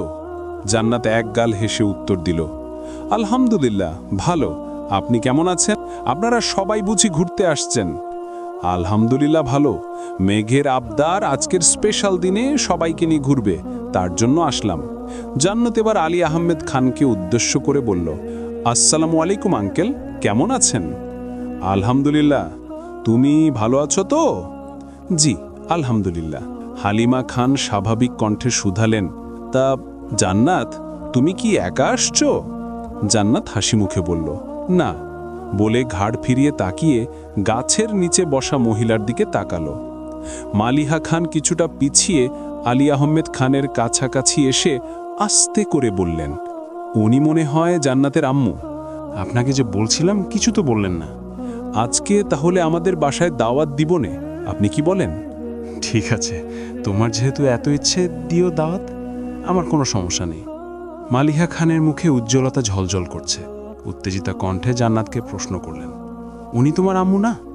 ডাকো, একটু কথা বলি। জান্নাত ঘাড় ঘুরিয়ে ডাকল, আম্মু এদিকে আসো। ঠোঁটে হাসি রেখেই জান্নাত মালিহা খানকে বলল, উনি আমার শাশুড়ি আম্মু। সহসা স্তব্ধ হয়ে গেছে সবকিছু। মালিহা খান অবিশ্বাস্য চোখে তাকিয়ে আছে জান্নাতের দিকে। জান্নাতের কথা শুনে আলী আহমদ খানও কপাল কুঁচকালেন। মালিহা খান প্রায় আবিরের জন্য জান্নাতের কথা বলেন, কিন্তু আলী আহমদ খান তেমন সাড়া না দেওয়ায় বলে এতদিন কিছুই বলতে পারেননি। অথচ সেই মেয়ে বিবাহিত। ওনাদের সাথে সাথে বাকিরাও অবাক চোখে তাকিয়ে আছে। মালিহা খান এতটাই শকট যে কিছুই বলতে পারছেন না। এদিকে আবির মেঘের হাত ধরেই রেখেছে, যাতে মেঘ কোনোভাবেই সামনে না যায়। তানভীর মেঘের সামনে দাঁড়ানো, তাই মেঘ জান্নাত আপুর কথা শুনলেও জান্নাত আপুকে দেখতে পারছে না। মেঘ ঘাড় কাত করে জান্নাতকে দেখার চেষ্টা করছে। আকলিমা খান খানিক ভেবে প্রশ্ন করলেন, তোমার বিয়ে কবে হয়েছে? অক্টোবরে 12 তারিখ আন্টি। মালিহা খান এবার দ্বিতীয়বারের মতো আশ্চর্য হলেন। আজ ফেব্রুয়ারি 14, মানে 4 মাসের উপরে হয়েছে জান্নাতের বিয়ে হয়েছে। অথচ উনি তাকে ছেলের বউ বানাতে উঠে পড়ে লেগেছিলেন। হালিমা খান বললেন, আমাদের বললে না তো? আসলে আন্টি, হুট করে বিয়ের দিন তারিখ ঠিক হয়েছিল, আর ওরকম প্রোগ্রামও করা হয়নি, তার জন্য আর বলা হয়নি। তা তোমার হাজব্যান্ড কি করে? জবের জন্য আপাতত দেশের বাইরে আছেন। দোয়া করবেন আমাদের জন্য। ফি আমানিল্লাহ। স্বামী সংসার নিয়ে সুখে থাকো। মালিহা খানের চোখ মুখ ফ্যাকাশে হয়ে গেছে। জান্নাতকে দেখে যতটা উত্তেজিত ছিল, এখন ঠিক ততটাই নিরুদ্বেগ। কোমল দৃষ্টিতে জান্নাতের দিকে তাকিয়ে আছে। জান্নাত পুনরায় একটু উঁচু স্বরে ডাকল, কি হইল আম্মু, আসো। এবার মহিলা উঠলেন, মাথায় ওড়না দেয়া, মাথা নিচু করে এগিয়ে এসে ভরাট শীতল কণ্ঠে বললেন, আসসালামু আলাইকুম। আস্তে করে সকলেই সালামের উত্তর দিয়ে তাকালেন সেই মহিলার দিকে। মহিলা মুখ তুলে তাকাতেই চোখাচোখি হলো আলী আহমদ খানের সাথে, পাশে তাকাতেই মোজাম্মেল খান। প্রকৃতি যেন থমকে গেছে। মুহূর্তেই নিস্তব্ধতায় ছেয়ে গেছে সব কিছু। মাহমুদা খানের দৃষ্টি এক এক করে সকলকে দেখছে। মালিহা খান, ইকবাল খান, পেছনে হালিমা খান আর আকলিমা খানকেও এক পলক দেখে নিলেন। আবিরের হাতে থাকা মেঘের ছোট্ট হাতটা থরথর করে কাঁপছে। ভয়ে ভিতরে হৃৎপিণ্ড ছুটছে এদিক সেদিক। হাত পা ঠান্ডা হয়ে আসছে। 28 বছর পর মুখোমুখি হয়েছে ভাই বোন। কি হতে চলেছে ভেবেই শরীর ঘামতে শুরু করেছে। আবির 2 কদম এগিয়ে মেঘের পাশে দাঁড়ালো। মেঘের হাত ছাড়তেই মেঘ ব্যালেন্স না রাখতে পেরে পড়তে নিলে আবির তৎক্ষণাৎ ডান হাত দিয়ে মেঘের কনুইর উপর চেপে ধরল। মেঘ আর চোখে আবিরের দিকে তাকাতেই আবির গলিন হেসে প্রখর তপ্ত স্বরে বলল, হেই, রিল্যাক্স, কিচ্ছু হয়নি। মেঘ শীতল চোখে আবিরের মুখের পানে তাকিয়ে আছে। কপালের ঘাম বেয়ে বেয়ে নিচে পড়ছে। দুশ্চিন্তায় দুধের ন্যায় মুখবিবর রক্তাভ হয়ে গেছে। মেঘ অল্পতেই ইমোশনাল হয়ে যায়। পরিস্থিতি সামলানোর আগেই ভেঙে পড়ে। আবির পকেট থেকে রুমাল বের করে আলতোভাবে মেঘের কপাল, নাক, থুতনি মুছতে মুছতে বলল, হেই পাগল, এত টেনশন কিসের তোর? আমি আছি তো নাকি? আবির মেঘের মাথায় হাত বুলাতে বুলাতে ধীর কণ্ঠে বোঝাচ্ছে। মেঘও শান্ত মেয়ের মতো আবিরের কথা শুনছে। এদিকে মাহমুদা খানের দিকে এক দৃষ্টিতে তাকিয়ে আছে সকলেই। 28 বছর পর কাউকে হুট করে দেখলে কখনোই চেনা সম্ভব না। বেশ কিছুক্ষণ পর ইকবাল খান শ্বাস ছেড়ে গম্ভীর কণ্ঠে, আফা। মিমার আদি একবার আব্বুর মুখের দিকে তাকাচ্ছে, আবার মহিলাকে দেখছে, আবার ঘাড় ফিরে বাকিদেরও দেখছে। হালিমা খান আর আকলিমা খান মাহমুদা খানকে বাস্তবে দেখেননি, 2-1বার শুধু ছবিই দেখেছিল, তাই তেমন চিনে না। মোজাম্মেল খান ভারী কণ্ঠে বললেন, তুই? মালিহা খান এখনও নিশ্চুপ। জান্নাতের বিষয়টাতে এখনও স্বাভাবিক হতে পারছেন না। তার উপর এত বছর পর ননদের সাথে দেখা, সবকিছু মাথার উপর দিয়ে যাচ্ছে ওনার। এদিকে আলী আহমদ খানও পাথরের ন্যায় দাঁড়িয়ে আছেন।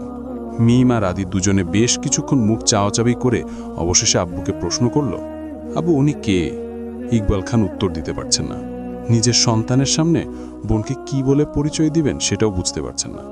ইকবাল খান অসহায়ের মতো তাকিয়ে আছেন মোজাম্মেল খানের দিকে। মিম একবার প্রশ্ন করে থেমে গেলেও আদি বারবার প্রশ্ন করেই যাচ্ছে। কেউ কোনো উত্তর দিচ্ছে না। দীর্ঘ সময় নীরবতা ভেঙে মাহমুদা খান জিজ্ঞেস করলেন, কেমন আছো ভাইজান? একমাত্র বোনের মুখে ভাইজান ডাক শুনে আলী আহমদ খানের বুকটা ক্যাপে উঠল।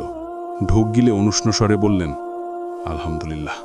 স্নিগ্ধ শীতল পরিবেশ, পাখিদের কিচিরমিচির শব্দ ব্যতীত আর কোনো শব্দ নেই। কেউ কোনো কথা বলছে না, আবার জায়গা থেকে নড়ছেও না। মিম কিছুক্ষণ থেমে থেমে আবার প্রশ্ন করে মাহমুদা খানের পরিচয় জানতে চায়, কিন্তু কেউ বলে না। জান্নাত সশরীর এতক্ষণ উপস্থিত ছিল, কিন্তু তার মনোযোগ ছিল ফোনে। আসিফ কল দেয়, ফোন নিয়ে একটু দূরে চলে গিয়েছিল। কথা শেষ করে এগিয়ে আসতে আসতে স্বাভাবিক কণ্ঠে বলল, আম্মু কথা শেষ হয়নি, চলো বাসায় যাই। মাহমুদা খানের গলায় কান্না আটকে গেছে। এত বছর পর ভাইদের সচক্ষে দেখছেন, ঠিকমতো কথাও বলতে পারছেন না। মাহমুদা খান শীতল কণ্ঠে বললেন, আসছি ভাইজান। মাহমুদা খান জান্নাতের পাশে হেঁটে যাচ্ছেন। প্রত্যেকেই সেদিকে তাকিয়ে আছে। প্রতিটা সদস্যের ভেতর খুঁড়ে শুধু দীর্ঘশ্বাস বেরিয়ে আসছে। আলী আহমদ খান, মোজাম্মেল খান সহ সকলেই আজ কঠিন সত্যের মুখোমুখি হয়েছে। সন্তানদের প্রশ্নের উত্তরে না পারছে সত্যি বলতে, হ্যাঁ না পারছে এড়িয়ে যেতে। মেঘ আবিরের দিকে তাকিয়ে ভ্রু কুচকালো। আবির নিঃশব্দের ডান ভ্রু উঠাতেই মেঘ বিড়বিড় করে বলল, ফুপ্পি চলে গেল কেন? আমি বলছি চলে যেতে। কেন? আবেগ, অনুভূতি, ভালোবাসা ২৮ বছর যাবৎ চাপা পড়ে কঠিন পাথরের রূপ নিয়েছে। সেই পাথর ৫-১০ মিনিটে গলবে না, তার জন্য পর্যাপ্ত সময় লাগবে।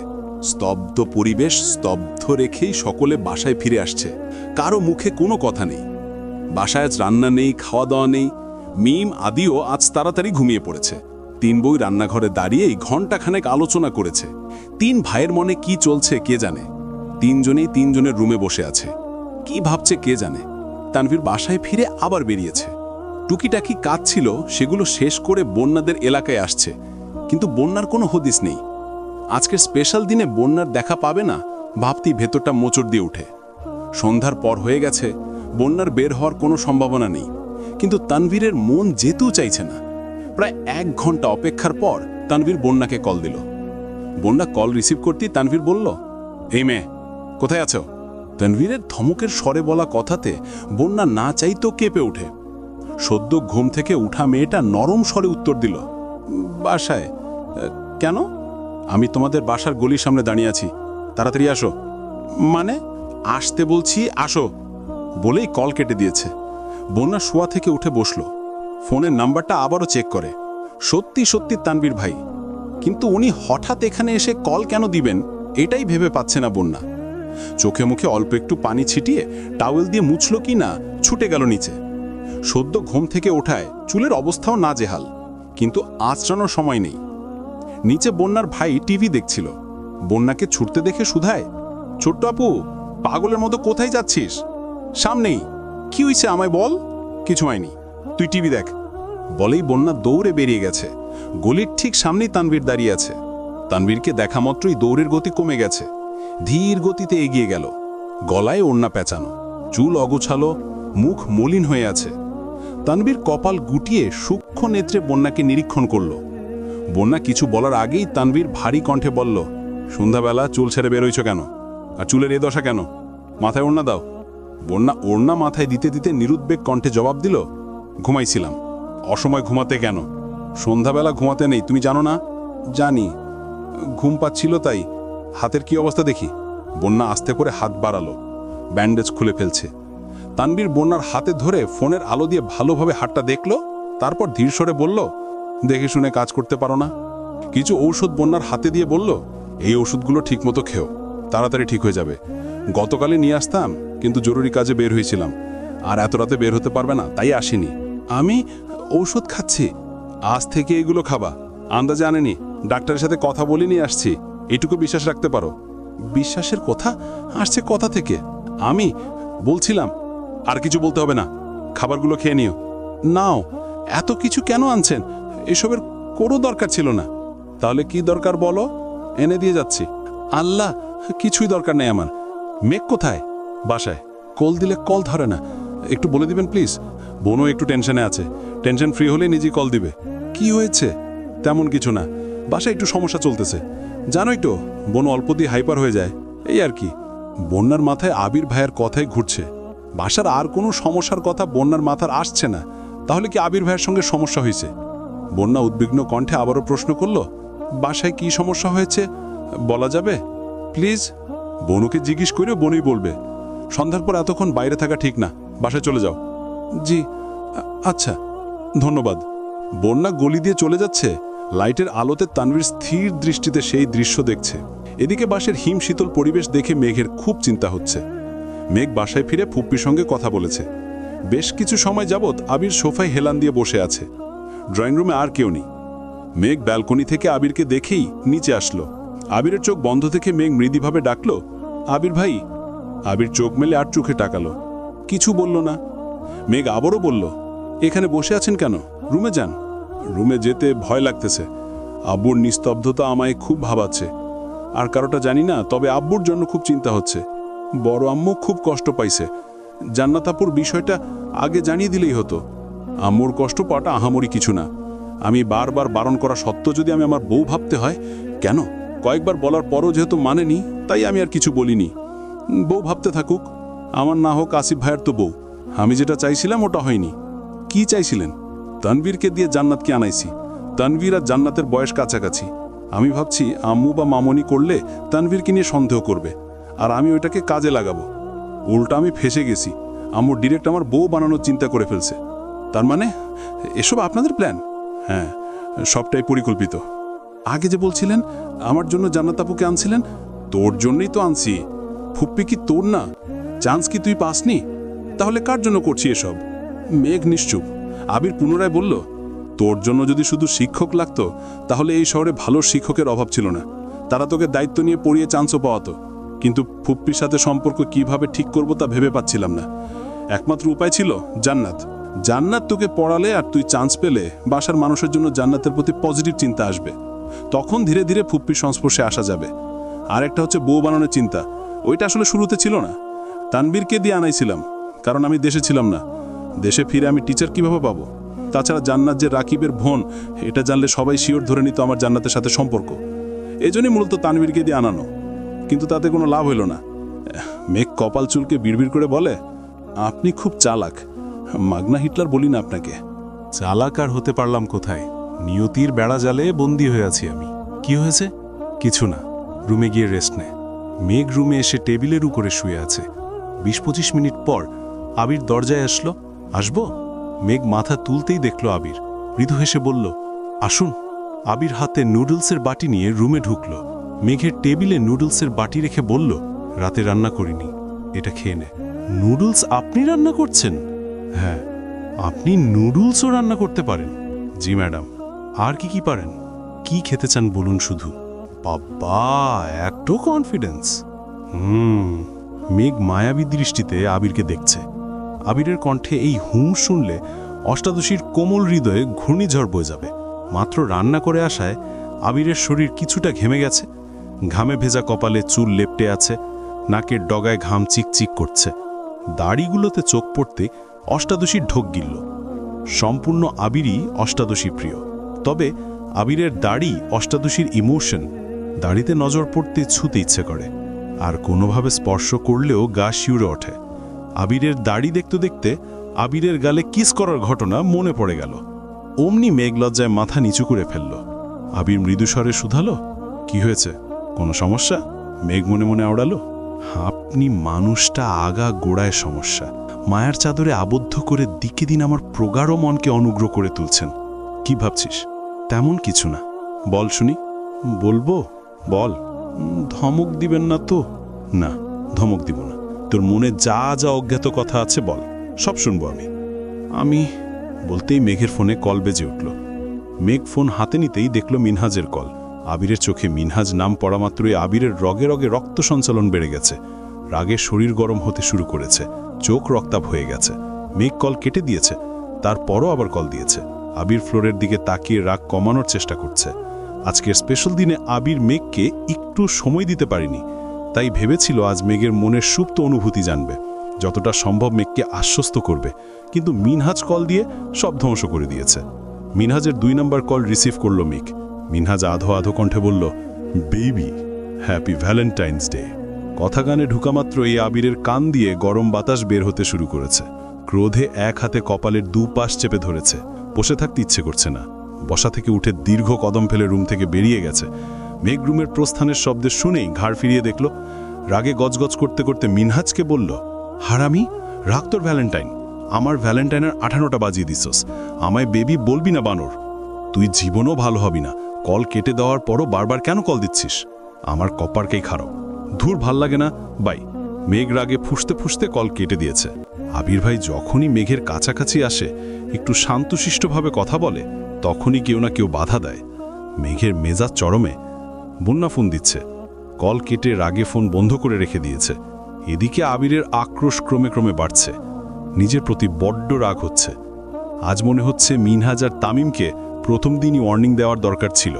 তানভীর আর রাকিব এতবার বলার পরেও আবির সায় দেয়নি। প্রতিনিয়ত এদের আচরণে নিজেই অতিষ্ঠ হয়ে যাচ্ছে। আবির আজ পর্যন্ত মেঘকে ভালোবেসে বেবি ডাকতে পারল না। কোথাকার কোন ছেলে বেবি বলে সম্বোধন করছে। আবির বারান্দার গ্রিলে মাথা রেখে দাঁড়িয়ে আছে। ক্ষণে ক্ষণে রক্ত টকবক করে উঠছে। ঘণ্টাখানিক পর আবির আবারও নিচে আসছে। রাত 12টা নাগাদ সোফাতে শুয়েছিল। 12টার পর রুমে গিয়ে ঘুমিয়েছে। 1 ঘন্টাও হয়নি নিচে চিল্লাচিল্লির শব্দে আবির তাড়াহুড়ো করে ছুটে আসে। মেঘ, তানভীর, ইকবাল খান, মুজাম্মেল খান সকলেই সজাগ হয়ে গেছেন। আবিরের আব্বুর শরীর খারাপ লাগছে, মাথা কেমন করছে, শরীর ঘামতেছে। ইকবাল খান আর মোজাম্মেল খান তড়িগড়ি করে গাড়ি বের করতে চলে গেছেন। এদিকে মালিয়া খানের কান্না বাকি দুজনেও থামাতে পারছেন না, হাসপাতালে যেতে চাচ্ছেন। আবির বুঝিয়ে শুনিয়ে মাকে রেখে গেছে। আবির আর তানভীর আলী আহমেদ খানকে বের করেছেন। এদিকে মেঘ অঝরে কাঁদছে, বড় আব্বুর সাথে ওকেও নিতে হবে। ঘরে মায়ের কান্না থামাতে পারছে না। এদিকে মেঘ মেইন গেট পেরিয়ে বাইরে এসে কেড়েই যাচ্ছে। রাত প্রায় 2টো বাজতে যাচ্ছে। আবির কয়েকবার মেঘকে ভেতরে যেতে বলেছে, কিন্তু মেঘ জায়গা থেকে নড়ছে না। বাধ্য হয়ে আবির এসে মেঘের 2 চোখ মুছে 2 গালে হাত রেখে গুরুতর কণ্ঠে বলল, কান্না করিস না প্লিজ। আব্বুর কিচ্ছু হয়নি, মনে হচ্ছে অতিরিক্ত দুশ্চিন্তায় প্রেশার বেড়েছে। তোরা সবাই যদি এইভাবে কান্না করিস, আমি কিভাবে সবকিছু সামলাবো বল? তুই আম্মুর কাছে যা প্লিজ, আম্মুকে শান্ত করে ওষুধ খাইয়ে দিস, আর আম্মুর কাছেই থাকিস। মেঘ কাঁদো কাঁদো গলায় বলল, ঠিক আছে। আলী আহমদ খানকে হাসপাতালে নেওয়া হয়েছে। ডাক্তার পরীক্ষা করে জানালেন সিরিয়াস কোনো সমস্যা নেই। অতিরিক্ত উৎকণ্ঠায় প্রেশার বেড়েছে। প্রেশার স্বাভাবিক করার জন্য একটা ইনজেকশন আর স্যালাইন করা হয়েছে। আবির আলী আহমদ খানের বেডের পাশেই বসে আছে। ঘণ্টা 2 পর আবিরের আব্বু কিছুটা স্বাভাবিক হয়েছেন। ভোর 4টার দিকে ওনাকে বাসায় আনা হয়েছে। বাসার পরিস্থিতি বেশ শান্ত। আবির আগেই ফোন করে জানিয়েছিল তেমন কোনো সমস্যা নেই। হালিমা খান, আকলিমা খান সোফায় বসে আছেন। মিম, আদি ঘুমে, মালিহা খান ঘুমাচ্ছেন। মেঘ ওনার চুলে তেল দিয়ে ম্যাসাজ করে দিচ্ছে। রুমে ঢুকতে গিয়ে সে দৃশ্য দেখে আবিরের ঠোঁটের কোণে হাসি ফুটল। আলী আহমদ খান বিছানায় শুয়ে নিরুদ্যম কণ্ঠে বললেন, আবির, তোমার সাথে আমার কথা আছে। আবির খুব ভালো করেই বুঝতে পারছে তার আব্বু কোন বিষয়ে কথা বলতে চাচ্ছেন, কিন্তু এই অবস্থায় কথা বলা একদম ঠিক হবে না। তাড়াতাড়ি ডাক্তারের কাছে নেওয়াতে বড়সড় কোনো সমস্যা হয়নি, আর একটু দেরি হলে হার্ট অ্যাটাক অথবা স্ট্রোক পর্যন্ত হতে পারত। আবির অক্রূর স্বরে জানালো, আপনার এখন ঘুমানো দরকার, কথা পরেও শোনা যাবে। আলী আহমদ খানের ভেতরটা ছটফট করছে, খুব অস্বস্তিতে ভুগছেন। আকুল কণ্ঠে বললেন, খুব গুরুত্বপূর্ণ কথা, শুনো। আবির কিছুটা নিচু হয়ে আলী আহমদ খানের হাতটা শক্ত করে ধরে আব্বুর চোখে চোখ রেখে অক্লিষ্ট কণ্ঠে বলল, আমি বললাম তো শুনব, কিন্তু এখন না। আপনি ঠান্ডা মাথায় ঘুমান, আমি এখানেই আছি। আপনার যখন ঘুম ভাঙবে আমি তখনই শুনব। আবির একটা চেয়ার এনে বিছানার পাশে বসে আব্বুর মাথায় হাত বুলিয়ে দিচ্ছে। অন্যদিকে মেঘ বিছানার অপর পাশে বসে বড় আম্মুর মাথায় ম্যাসাজ করে দিচ্ছে। মালিয়া খানকে ঘুমের ওষুধ খাওয়ানো হয়েছে, তাই কিছুই টের পাননি। কিছুক্ষণের মধ্যেই আলী আহমদ খান ঘুমিয়ে পড়েছেন। আবির তখনও মাথার কাছেই বসে আছে। আচমকা আবিরের নজর পড়ে মেঘের দিকে। ছোট ছোট 2টো হাতে কত সুন্দরভাবে চুলে ম্যাসাজ করে দিচ্ছে। আবিরের দৃষ্টি স্থির হলো। বাবা মায়ের একমাত্র ছেলে হিসেবে বাবা মাকে দেখে রাখার দায়িত্ব আবিরের। আবিরের জীবনসঙ্গী হিসেবে মেঘ নিজেও যত্নের সহিত আবিরের আম্মুকে ঘুম পাড়াচ্ছে। না চাইতেও আবিরের ঠোঁটে হাসি ফুটল। মেঘের দিকে মনোযোগ নেই। বড় আম্মু ঘুমাচ্ছে দেখে সেও আর সেদিকে তাকাচ্ছে না। আবির হাসি আড়াল করে শ্লথগতিতে বলল, তুই ঘুমাতে যা, আমি আছি, সমস্যা নেই। আমার ঘুম পায়নি, ঘুম পেলে না হয় চলে যাব। সকাল হতে চলল, তোর ঘুমানো উচিত। মেঘ ধীরে সুস্থে বলল, ঘুমানো তো আপনারও উচিত। এত রাত পর্যন্ত সোফায় শুয়েছিলেন, রুমে গিয়ে আদৌ ঘুমিয়েছেন কিনা কে জানে। আপনার চোখ লাল হয়ে আছে, স্পষ্ট বোঝা যাচ্ছে ঘুম প্রয়োজন। কই, আপনি তো ঘুমাতে যাচ্ছেন না? আবির নীরবে হেসে সাবলীল ভঙ্গিতে বলল, বাহ, এত সূক্ষ্ম নজরদারি কবে থেকে শুরু করলি? মেঘ বিড়বিড় করে বলল, আপনি দেশে ফেরার পর থেকেই। আবিরের ফোন ভাইব্রেট হচ্ছে। পকেট থেকে ফোন বের করতেই দেখল ফুপ্পি কল দিচ্ছেন। আবির যেই উঠতে যাবে খেয়াল হলো আলী আহমদ খান আবিরের হাত ধরে রেখেছেন। আবির হাতের দিকে তাকালো। আব্বুর হাত ছাড়িয়ে বের হওয়া সাধ্য হলেই তার। তাই মেঘের দিকে ফোন এগিয়ে দিয়ে তপ্ত স্বরে বলল, সাবধানে কথা বলিস। মেঘ ফোন হাতে নিতেই স্ক্রিনে ফুপ্পি লেখা দেখে তড়িঘড়ি করে বিছানা থেকে নেমে রুমে থেকে বেরিয়ে গেল। আলী আহমদ খানকে হাসপাতালে নেয়ার সময় আবিরের ফুপ্পি আবিরকে কল দিয়েছিলেন, কিন্তু আবির রিসিভ করতে পারেনি। হাসপাতালে যাওয়ার পর তানভীরকে কল দেয় তানভীর আব্বু। কাকামণির আড়ালে গিয়ে শুধু জানিয়েছিল বড় আব্বু অসুস্থ, হাসপাতালে আনা হয়েছে। এরপর আর কথা হয়নি। তানভীর বাসায় এসে ফোন চার্জে দিয়ে শুতেই ঘুমিয়ে পড়েছে। মেঘ ফোন রুমে ফেলে নিচে আসলেও আর রুমে যায়নি। অবশেষে বাধ্য হয়েই আবিরকে কল দিয়েছেন। মেঘ রুম থেকে বের হতে হতে কল রিসিভ করল। ফুপ্পি আর্তনাদ করে বললেন, ভাইজান এখন কেমন আছে বাবা? মেঘ নরম স্বরে বলল, বড় আব্বু মোটামুটি সুস্থ আছেন, বাসায় নিয়ে এসছে, এখন ঘুমাচ্ছেন। তুমি টেনশন করো না ফুপ্পি। মেঘ, হ্যাঁ ফুপ্পি, আবির কোথায়? আবির ভাই বড় আব্বুর কাছে বসে আছে, তাই আমাকে ফোন দিয়েছেন। বাসার সবাই ঠিক আছে তো? আলহামদুলিল্লাহ ঠিক আছেন। বড় আব্বু বাসায় আসার পর সবাই বড় আব্বুকে দেখে ঘুমাতে গেছেন। তোর আব্বু কেমন আছে? আব্বুর কথা কি বলবো, সেই যে চুপ করেছেন, এখন পর্যন্ত কারোর সাথে কথা বলছেন না, আম্মুর সঙ্গেও কথা বলছেন না। তুমি চিন্তা করো না ফুপ্পি, নিজের যত্ন নিও, এখন ঘুমিয়ে পড়ো। আচ্ছা, তোরাও সাবধানে থাকিস, সম্ভব হলে আবিরের একটু যত্ন নিস। ছেলেটা মাত্রাতিরিক্ত দুশ্চিন্তা করে, আমার কথা শুনবে নাকি? এক ধমক দিয়ে 10 হাত দূরে ফেলে দিবে। মাহমুদা খান মৃদু হেসে বললেন, তুই বুঝাইয়া বলিস। আচ্ছা বলবো, এখন রাখছি, আল্লাহ হাফেজ। আল্লাহ হাফেজ। মেঘ কথা শেষ করে ফোন আবিরের কাছে নিয়ে গেল। আবির ফোন নিয়ে শীতল কণ্ঠে বলল, ঘুমাতে যা। মেঘ মাথা নিচু করে ধীর কণ্ঠে বলল, আমি থাকি এখানে। মেঘ চোখ তুলতেই দুজনের চোখাচোখি হলো। আবির গম্ভীর কণ্ঠে বলল, রাত জেগে শরীর খারাপ করার কোনো প্রয়োজন নেই, রুমে যা। মেঘ আবিরের পানে চেয়েই গাল ফুলিয়ে ওষ্ঠ উল্টালো। বড় আব্বু বড় আম্মুকে রেখে যেতে ইচ্ছে করছে না, চোখে ঘুমও নেই। তাছাড়া এখানে থাকলে আবির ভাইয়ের কাছাকাছি থাকতে পারত। অভিমান জমেছে মনের কোণে। আবির কণ্ঠ দ্বিগুণ ভারী করে বলল, কথা বললে একটু মানিস প্লিজ। মেঘ আর কিছু বলল না। আবির ভাইয়ের শান্ত অথচ শক্ত কণ্ঠের কথাতে আবেগ, অনুভূতি, তীব্র অধিকারবোধ লুকিয়ে আছে তা বুঝতে পেরেই মেঘ চুপচাপ রুমে চলে গেছে। হাত মুখ ধুয়ে অজু করে নামাজ পড়ে একেবারে শুয়েছে, কিন্তু চোখে বিন্দুমাত্র ঘুম নেই। গতকালের ঘটনাগুলো বারবার মাথায় ঘুরছে। গোমরামুখ আবির ভাইয়ের পরিবর্তনটা আজ মেঘের মনে বারবার খোঁচা দিচ্ছে। আবির দেশে আসার পর মেঘের সঙ্গে তেমন কথাই বলতো না, বললেও চোখে মুখে সবসময় রাগ ক্রোধে থাকত, হুটহাট ধমক দিয়ে বসত। অথচ ধীরে ধীরে আবির কেমন যেন পরিবর্তন হয়ে যাচ্ছে। এখন আর আগের মতো রাগ দেখায় না, মেঘের উপর শুধু শুধু চেঁচায় না, কিছু জিজ্ঞেস করলে শীতল কণ্ঠে উত্তর দেয়। আর যত্ন তো কয়েক গুণ বেড়েছে। আবিরকে নিয়ে ভাবতে ভাবতেই মেঘে ঘুমিয়ে পড়েছে। প্রায় 8টা নাগাদ মালিহা খান সজাগ হয়েছেন। আবির তখনও চেয়ারে হেলান দিয়ে বসে আছে। মালিহা খান শুয়া থেকে তাড়াতাড়ি উঠে বসলেন।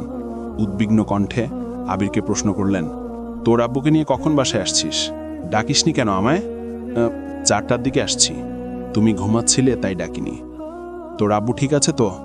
আলহামদুলিল্লাহ, একদম সুস্থ আছে, শুধু প্রেশারটা একটু বাড়তি, আজে বাজে চিন্তাভাবনা বাদ দিতে বলছেন। মালিহা খান করুণ দৃষ্টিতে আবিরের মুখের পানে তাকিয়ে আছে, তারপর মোলায়েম কণ্ঠে শুধালেন, সারা রাত ঘুমাসনি? না, রুমে গিয়ে একটু ঘুমিয়ে নে, আমি আছি তোর আব্বুর কাছে, সমস্যা নেই, আব্বু উঠুক পরে যাব। মালিহা খান তেমন জোর করলেন না, বাবার অসুস্থতায় ছেলে পাশে থাক এটা সব মায়েরাই চাইবে। মালিহা খান উঠে ফ্রেশ হয়ে রান্নাঘরের দিকে চলে গেলেন। ততক্ষণে সকালের নাস্তা প্রায় রেডি হয়ে গেছে। বাড়িতে একজন হেল্পিং হ্যান্ড আছেন, যিনি প্রায় 15 বছর যাবৎ এই বাড়িতেই থাকেন। উনার নাম খোদেজা। উনার হাজব্যান্ড এই বাড়ির দারোয়ান, বাড়ির দেখাশোনা উনারা দুজন মিলেই করেন। উনাদের 2টা মেয়ে, বড় মেয়ের বিয়ে হয়ে গেছে, ছোট মেয়েটা এবার ক্লাস 6-এ পড়ে। তাদের খাওয়া দাওয়া থেকে শুরু করে মেয়ের পড়াশোনার খরচ সহ সব দায়িত্বই আবিরের আব্বুর। আবিরদের মেইন গেটের পাশেই উনাদের থাকার জন্য 2টা রুম করে দিয়েছেন। উনি সব কাটাবাছা করে দেন, কিন্তু রান্না বেশিরভাগ সময় মালিহা খান নিজেই করেন। মালিহা খানের রান্না ছাড়া আলী আহমেদ খান খেতে পারেন না। অসুস্থতার কারণে সব রান্না করতে না পারলেও আলী আহমেদ খানের জন্য অল্প স্বল্প রান্না মালিহা খানই করেন। এখন বেশিরভাগ রান্না হালিমা খান করেন। রান্না করাটা হালিমা খানের শখ। নতুন নতুন রেসিপি বানানো, বাড়ির সবাইকে তা খাওয়াতে ওনার বেশ ভালো লাগে।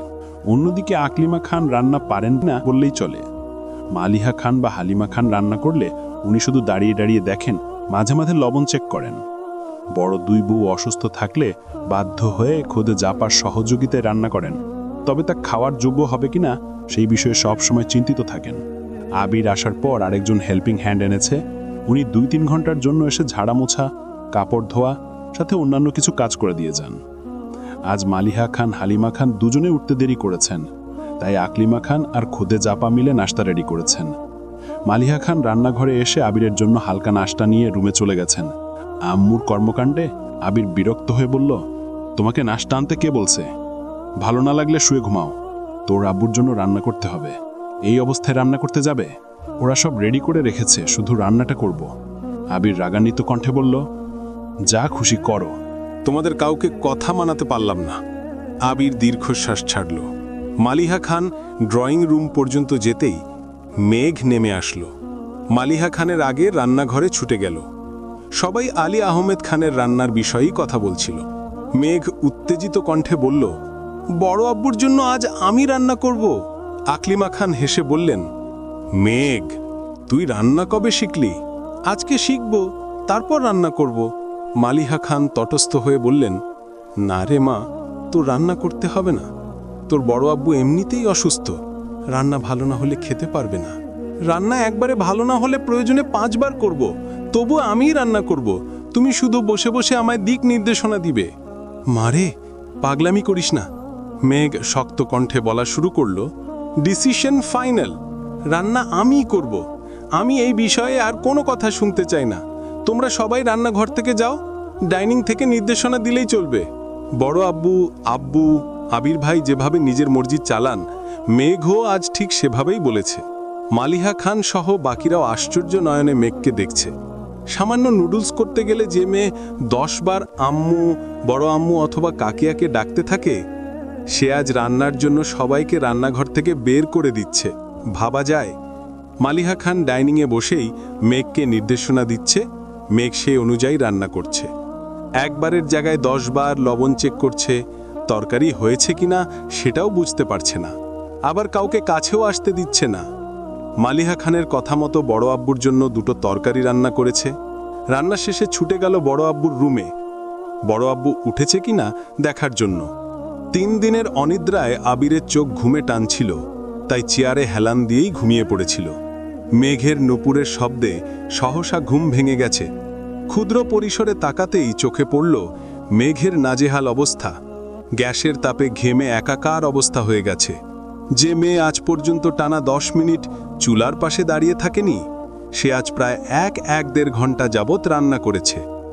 চোখ মুখ লাল হয়ে আছে। আবির সূক্ষ্ম নেত্রে মেঘকে দেখে মৃদুগামী কণ্ঠে বলল, তোর এই অবস্থা কেন? মেঘ উত্তর না দিয়ে উল্টে প্রশ্ন করল, বড় আব্বু এখনো উঠেনি? না। আচ্ছা। মেঘ চলে যাচ্ছে।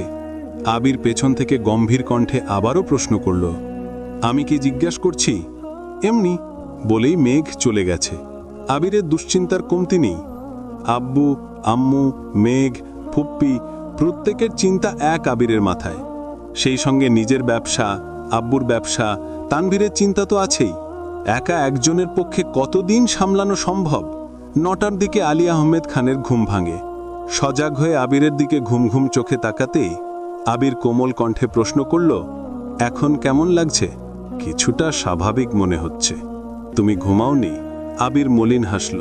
আব্বুকে ধরে বিছানা থেকে উঠিয়ে ওয়াশরুম পর্যন্ত এগিয়ে দিল। আলী আহমেদ খান অনেকটাই সুস্থ, একাই চলতে পারবেন, তবু আবির রিস্ক নিতে চায় না। আলী আহমেদ খান ফ্রেশ হয়ে বিছানায় এসে বসতেই আবির প্রেশার মাপার যন্ত্র নিয়ে আসলো। প্রেশার এখন আগের থেকে অনেকটাই স্বাভাবিক। আলী আহমেদ খান গুরুভার কণ্ঠে প্রশ্ন করলেন, তানভীর কোথায়? উঠেনি এখনো? বলতে পারছি না, দেখতে হবে। তানভীরকে ডাকো। তোমাদের 2 ভাইয়ের সাথে আমার কথা আছে। আবির ভ্রু কুচকে বলল, আগে খাবার খেয়ে ওষুধ খাবেন, তারপর কথা শুনব। আলী আহমেদ খান গম্ভীর কণ্ঠে বললেন, তুমি আমার কথা গুরুত্ব দিচ্ছ না আবির। আবির ঠোঁটে হালকা হাসি রেখে বলল, আপনার সুস্থতার থেকে আশা করি কথাটা বেশি গুরুত্বপূর্ণ না। আপনি সুস্থ থাকলে একটা কেন 1,00,000 কোটি কথা বলতে পারবেন। আলী আহমেদ খান নিশ্চুপ। আবির রুম থেকেই উচ্চস্বরে বলল, আম্মু, আব্বুর জন্য খাবার পাঠাও। একটু পরেই মেঘ খাবার নিয়ে রুমে ঢুকল। আবির কপাল গুটিয়ে চেয়ে আছে। মেঘ ভাতের প্লেট রেখে আবারও ছুটল। একে একে সব নিয়ে আসছে। মালিয়া খান রুমে এসে বিছানার পাশে বসে আবিরের আব্বুর সাথে কথা বলছে। এই সুযোগে আবির মেঘের দিকে তাকিয়ে ভ্রু নাচালো। মেঘ শুধু মুচকি হাসল। আবিরের মাথায় কিছুই ঢুকছে না। মালিহা খান এবার খাবারের প্লেট এগিয়ে দিয়ে উদ্দীপ্ত স্বরে বলল, নিন, খেয়ে বলুন রান্না কেমন হয়েছে। আলী আহমেদ খান অল্প খেয়ে কপাল খানিকটা কুঁচকালো। সে দৃশ্য দেখে ভয়ে মেঘের বুক কেঁপে উঠেছে। স্বয়ং আবির ভাই এখানে উপস্থিত, রান্না খারাপ হলে আজ খবরই আছে। আলী আহমদ খান একটু খেয়ে হাসি মুখে বললেন, আজকের রান্নার স্বাদ অন্য রকম। এই রান্না তো তোমার না, কে রান্না করেছে? মালিহা খান চোখের ইশারায় মেঘকে দেখালো। আলী আহমদ খান অবাক চোখে মেঘের দিকে তাকালো। আলী আহমদ খানের থেকেও কয়েকগুণ বেশি অবাক হয়েছে আবির। বিপুল চোখে তাকিয়ে আছে মেঘের দিকে। মেঘ লজ্জায় মাথা নিচু করে রেখেছে। আলী আহমদ খান খেতে খেতে মেঘের প্রশংসায় পঞ্চমুখ। তা আসলে মেঘ লজ্জায় লাজুক লতার ন্যায় নুয়ে পড়ছে।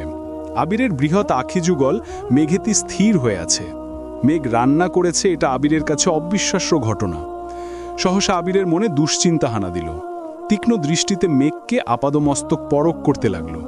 রান্না করতে গিয়ে কোনো সমস্যা হয়েছে কিনা তাই দেখে নিল। আবিরের হৃদয় খুঁড়ে স্বস্তির নিঃশ্বাস বেরিয়ে আসলো। মনের ভেতর অন্যরকম ভালো লাগা কাজ করছে। প্রতিনিয়ত মেঘের বিস্ময়কর কর্মকাণ্ডে আবির অভিভূত হয়ে যাচ্ছে। মেঘের দায়িত্ববোধ, চলাফেরাতে আমূল পরিবর্তন, আচরণ, কথাবার্তা তো আকাশ পাতাল পার্থক্য। ছটফটে অল্প বয়সী মেয়েটা কদিনেই কেমন যেন দায়িত্বশীল মেয়ে হয়ে উঠেছে। কথায় পূর্ণ ম্যাচিউরিটি, হুটহাট রেগে যায় না, রাগলেও তার নিয়ন্ত্রণ করতে শিখে যাচ্ছে। আবিরের আব্বু আম্মুর প্রতি যত্ন দেখে আবির নবরূপে অষ্টাদশীর প্রেমে পড়ছে। আবির ভাবতেও পারেনি তার ছোট্ট চড়ুই পাখি এত দ্রুত বদলে যাবে। প্রেমিকা সুলভ আচরণের মেয়েটা দিনকে দিন কি বইয়ের ন্যায় আচরণ করছে। অষ্টাদশীর উষ্ণ আত্মরতায় আবিরের বক্ষ অনুষঙ্গ আন্দোলিত হয়। আলী আহমদ খানের খাওয়া প্রায় শেষের দিকে। আবির গলা খাকারি দিয়ে মেঘকে উদ্দেশ্য করে বলল, তানবীর উঠেছে কিনা দেখে আয়, উঠলে বলিস রুমে আসতে। মেঘ আচ্ছা বলে চলে গেছে। এরই মধ্যে মোজাম্মেল খান রুমে আসছে। ভোরবেলা এবারই দরজা পর্যন্ত এসেছিল। বড় ভাই ভাবির রুম, তাই ভেতরে আসেনি। দরজার বাহির থেকে আবিরের সঙ্গে কথা বলে চলে গেছিল। মোজাম্মেল খান আসতেই আলী আহমদ খান শান্ত স্বরে বললেন, আয় ভেতরে এসে বস। এরই মধ্যে তানভীর আসলো। খাবার শেষ হতেই মেঘ প্লেট নিয়ে চলে গেছে। আবির আব্বুকে ওষুধ এগিয়ে দিয়ে পুনরায় চেয়ারে বসেছে। তানভীর আবিরের পেছনে দাঁড়ানো। মালিহা খান আলী আহমদ খানের পাশেই বসা। মোজাম্মেল খান বিছানা থেকে কিছুটা দূরে চেয়ার নিয়ে বসেছেন। মেঘ দরজায় এসে দাঁড়িয়ে আছে। পরিবেশ কেমন যেন স্তব্ধ। আলী আহমদ খান হঠাৎই দীর্ঘ নিঃশ্বাস ছেড়ে তপ্ত স্বরে জিজ্ঞেস করলেন, রমনা পার্কে মহিলাকে দেখেছিলে তোমরা? আবির তানভীর দুজনেই একসঙ্গে উপর নিচু মাথা নাড়ল। আবির মৃদুস্বরে বলল, জি। আলী আহমদ খান ঢোক গিলে অনুষ্ণ স্বরে বললেন, উনি তোমাদের ফুপ্পি হয়, আমাদের একমাত্র বোন। আবির আর তানভীর দুজনেই নিরুদ্বেগ। কেউ কোনো কথা বলছে না। দরজার পাশে মেঘও নিশ্চুপ দাঁড়িয়ে আছে। আলী আহমদ খান একে একে সম্পূর্ণ ঘটনা খুলে বললেন। তানভীর আবির আগে থেকে ফুপ্পির দিক থেকে ফুপ্পির সব ঘটনা শুনেছে, আর আজ আলী আহমদ খানের মুখ থেকে সব শুনেছে। তারা আগে থেকেই ঘটনা জানে, এরকম কোনো রিয়াকশনই দেখায়নি, আবার কোনো প্রকার এক্সাইটমেন্টও প্রকাশ করেনি। আলী আহমদ খান ও মোজাম্মেল খান বোনের প্রতি নিজের আবেগ ও অনুভূতি প্রকাশ করেছে। আলী আহমদ খান সবশেষে একটা কথাই গুলেছেন, এ খানবাড়ি আমার অক্লান্ত পরিশ্রমে গড়ে উঠেছে। সে শুধু আমার বোনকেই নেয়নি, আমার পরিবারের সুখ শান্তিও কেড়ে নিয়েছে। আমি তাকে কোনো দিনও ক্ষমা করব না। আবির ভারী কণ্ঠে শুধালো, 28 বছরেও আপনার পরিবার পরিপূর্ণ হয়নি? আমরা কি তবে আপনার শান্তির কারণ নয়? আবিরের মুখে এমন কথা শুনে সকলেই আশ্চর্য নয়নে তাকিয়ে আছে। আবির এমন কথা বলার ছেলেই না। আলী আহমদ খান হেসে বললেন, তা কেন হবে? এখন তোমরাই আমার সব, তোমাদেরকে ঘিরেই আমার সব আশা ভরসা। তাহলে এত বছর আগের ক্ষোভ এখনো কেন পুষে রেখেছেন? আর আমাদেরকে কেনই বা বলছেন? সেই ক্ষোভ আমাদের মধ্যেও ঢোকাতে যাচ্ছেন? আলী আহমদ খান নিরুপায় হয়ে তাকিয়ে আছে। কি বলবে কিছুই বুঝতে পারছে না। এত বছর পর বোনকে দেখতে নিজের আবেগ, অনুভূতি, রাগ, ক্ষোভ সব যেন একসঙ্গে মিশে গেছে। মোজাম্মেল খান ধীর কণ্ঠে বললেন, তোমাদের একজন ফুপ্পি আছে, তা তোমাদের জানা দরকার, সেজন্যই জানানো হয়েছে।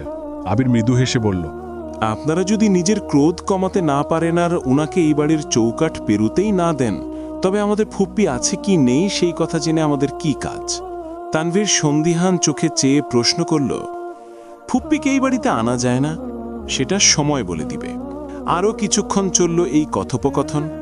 আবির বাবা চাচাকে ইচ্ছেকৃত খোঁচা দিয়ে কথা বলছে, যেন ওনাদের ভেতরের রাগ ক্ষোভ কমে আসে। আবিররা ওনাদের সাপোর্ট করলে সেই রাগ কমার বদলে উল্টো বেড়ে যাবে।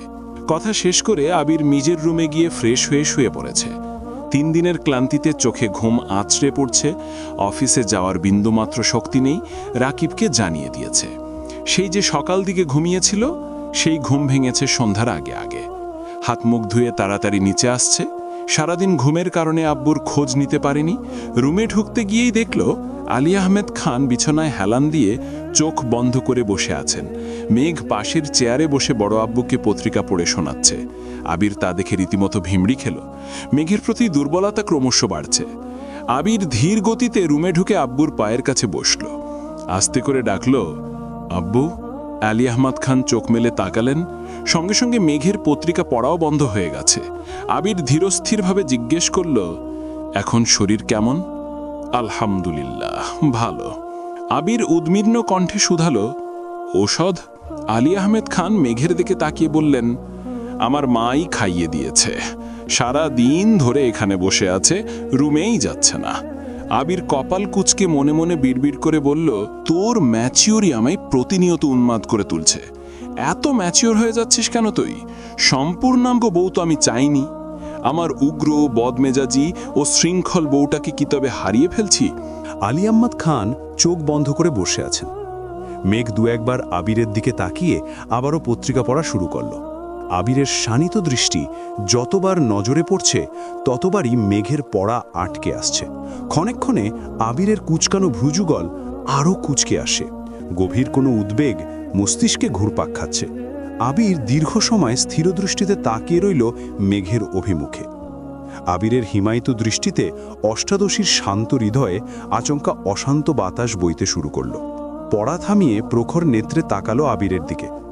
সরাসরি চোখে চোখ পড়ায় আবির পলক ফেলে চিবুক নামিয়ে রুম থেকে চলে গেছে। আবিরের নিস্তব্ধতা মেঘকে খানিক ভাবালো। তারপর আবারও পত্রিকা পড়ায় মনোযোগ দিল। মালিহা খান ছাদে হাঁটাহাঁটি করে সন্ধ্যায় রুমে আসছেন। মেঘকে পত্রিকা পড়তে দেখে ঠান্ডা কণ্ঠে বললেন, তুই এখনও পত্রিকা পড়তেছিস? মেঘ নীরবে হেসে পড়াতে মনোযোগ দিল। মালিয়া খান বিছানার পাশে বসতে বসতে শক্ত কণ্ঠে বললেন, অনেক পড়েছিস, এখন পত্রিকাটা রেখে একটু বাহিরে বের হ। দীর্ঘ সময় এভাবে পড়লে চোখে ঝাপসা দেখবি, কিছু হবে না। আলী আহমদ খান এবার স্বাভাবিক কণ্ঠে বললেন, আর পড়তে হবে না আম্মু, তুমি এখন রুমে যাও। বড় আব্বুর মুখের উপর কথা বলা মেঘের পক্ষে সম্ভব না, তাই পত্রিকা ভাঁজ করে টেবিলের উপর রেখে রুম থেকে বেরিয়ে গেছে। সোফায় বসে হালিমা খান আর আকলিমা খান গল্প করছিলেন। মেঘও ওনাদের পাশের সোফায় হেলান দিয়ে বসছে। হালিমা খান মেঘকে দেখে মৃদুগামী কণ্ঠে বললেন, তোর বড় আব্বু এখন কেমন আছে? আলহামদুলিল্লাহ, ভালো। ঠোঁটে হাসি রেখে হালিমা খান বললেন, তোর রান্না খুব ভালো হয়েছে। বড় আব্বুর উচ্ছিলায় আমার মেয়ে যে রান্না করছে সেই অনেক।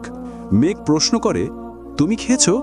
শুধু আমি কেন, তোর আব্বা, বড় আম্মু, কাকিয়া, আবির, তানভীর সহ সবাই টেস্ট করেছে। তোর প্রথম রান্না বলে কথা। সবাই মেঘের রান্না টেস্ট করেছে। এটা ভাবতেই মেঘের মন আনন্দে ভরে উঠেছে। অকস্মাৎ মেঘের ভ্রু কুঁচকে আসে। মেঘ উতলা হয়ে শুধালো, আবির ভাইও টেস্ট করেছেন? হ্যাঁ, আবির সবার আগে টেস্ট করছে। আবির ভাই না সারাদিন ঘুমাইছে, আমার রান্না কখন টেস্ট করলো? সকালে টেস্ট করে তারপরই ঘুমোতে গেছে। তোর রান্নার তারিফ করছিল। আবির ভাই নিজে থেকে আমার রান্নার প্রশংসা করেছেন।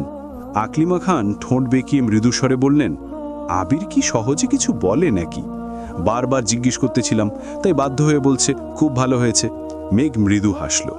এর মধ্যে হাবিমা খান বলে উঠলেন, তোর বড় আম্মু কিন্তু সারাদিন যাবতই তোর প্রশংসা করছে। কম করে হলেও 15-20 বার বলেছে তুই বড় হয়ে গেছিস, বিয়ের বয়স হয়ে গেছে, তোকে নাকি বিয়ে দিয়ে দেবে। মেঘ মনে মনে বিড়বিড় করে বলছে, বড় আম্মু আমাকে বড় ভাবলে কি হবে? ওনার ছেলের চোখে তো আমি পিপিলিকার মতো, ওনার নজরে আমি পড়িই না। আকলিমা খান উপরে ব্যালকনির দিকে তাকিয়ে হঠাৎ উদ্বিগ্ন কণ্ঠে বললেন, আবির উঠেছে দেখলাম, কফি খাবে কিনা, করে দিব? হালিমা খান কিছু বলার আগে মেঘ বসা থেকে উঠতে উঠতে বলল, আমি কফি নিয়ে যাচ্ছি। তোমরা গল্প করো। আকলিমা খান আর হালিমা খান দুজনেই আশ্চর্যজনক নয়নে তাকিয়ে আছেন। মেঘ সেসবে পাত্তা না দিয়ে রান্নাঘরে গেল কফি করার জন্য। দুইজনই নিষ্পলক তাকিয়ে আছে মেঘের দিকে। মেঘ খুব সাবধানতার সহিত আবিরের জন্য কফি বানিয়ে নিজেই নিয়ে যাচ্ছে। কফি হাতে আবিরের রুমে ঢুকল। আবির কোথাও নেই। টেবিলের উপর কফির কাপ রেখে সম্পূর্ণ রুমে চোখ বোলালো। আবির কোথাও নেই। হঠাৎ বারান্দার কথা মনে পড়তেই এগিয়ে গেল সেদিকে। আবির চেয়ারে বসে রেলিংয়ে পা ঠেসে চোখ বন্ধ করে বসে আছে। মেঘ অনুচ্চ কণ্ঠে বলল, আপনার জন্য কফি নিয়ে আসছি। মেঘের কণ্ঠস্বর স্নায়ুতন্ত্রে প্রবেশ মাত্রই আবির চোখ মেলল, অপাঙ্গে তাকালো মেঘের দিকে। মেঘ পুনরায় অচঞ্চল স্বরে প্রশ্ন করল, কফিটা এখানে নিয়ে আসবো? আবির ভ্রু কুচকে সূক্ষ্ম নেত্রে তাকিয়ে বিরক্তি ভরা কণ্ঠে বলল, কি হয়েছে তোর? মেঘ এদিক ওদিক তাকিয়ে শমিত স্বরে জানালো, আমার আবার কি হবে? কিছু না হলে এত ম্যাচিওর ব্যবহার কেন করতেছিস? কাকে কি বোঝাতে যাচ্ছিস? মেঘ কপালে ভাঁজ ফেলে মন খারাপ করে বলল, আমি কাউকে কিছু বোঝাতে চাচ্ছি না। কাকিয়া আম্মু কফির কথা বলছিল, তাই আমি নিয়ে আসছি। আমার কাজ আছে, আসছি।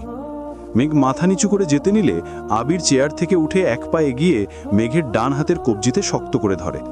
অকস্মাৎ কাণ্ডে মেঘ ভড়কে গেছে। ঘাড় ঘুরিয়ে আবিরের দিকে তাকাতেই চোখে পড়ে একজোড়া রক্তাভ আংখি। সহসা মেঘ ঢোক গিলল। আবিরের রাগের কারণ মেঘ অজানা। কি ভুল করেছে তাও বুঝতে পারছেন না। চিবুক নামিয়ে ধীর কণ্ঠে বলল, ছাড়ুন প্লিজ, হাতে ব্যথা লাগছে।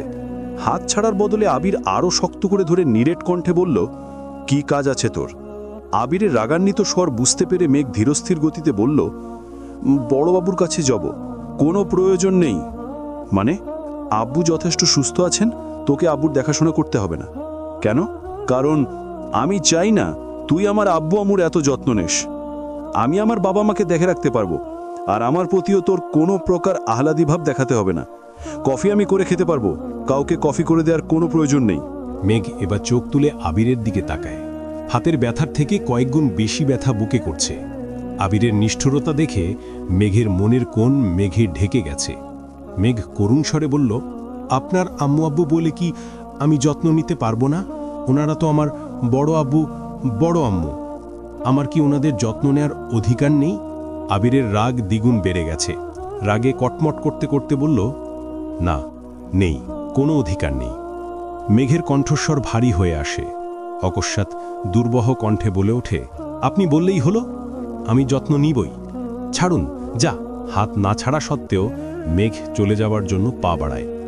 আবির সহসা মেঘের হাতের কবজিতে টান দিতেই মেঘ আবিরের বুকের কাছে চলে আসে। আবির সঙ্গে সঙ্গে ঘুরিয়ে মেঘকে বারান্দার দেয়ালের সঙ্গে চেপে ধরে। মেঘ স্থির হতে পারছে না, মাথা ঘুরছে। আবির আরেক হাতে মেঘের নামানো চিবুক উপরে উঠায়। আবির তখনও অগ্নিদৃষ্টিতেই তাকিয়ে আছে।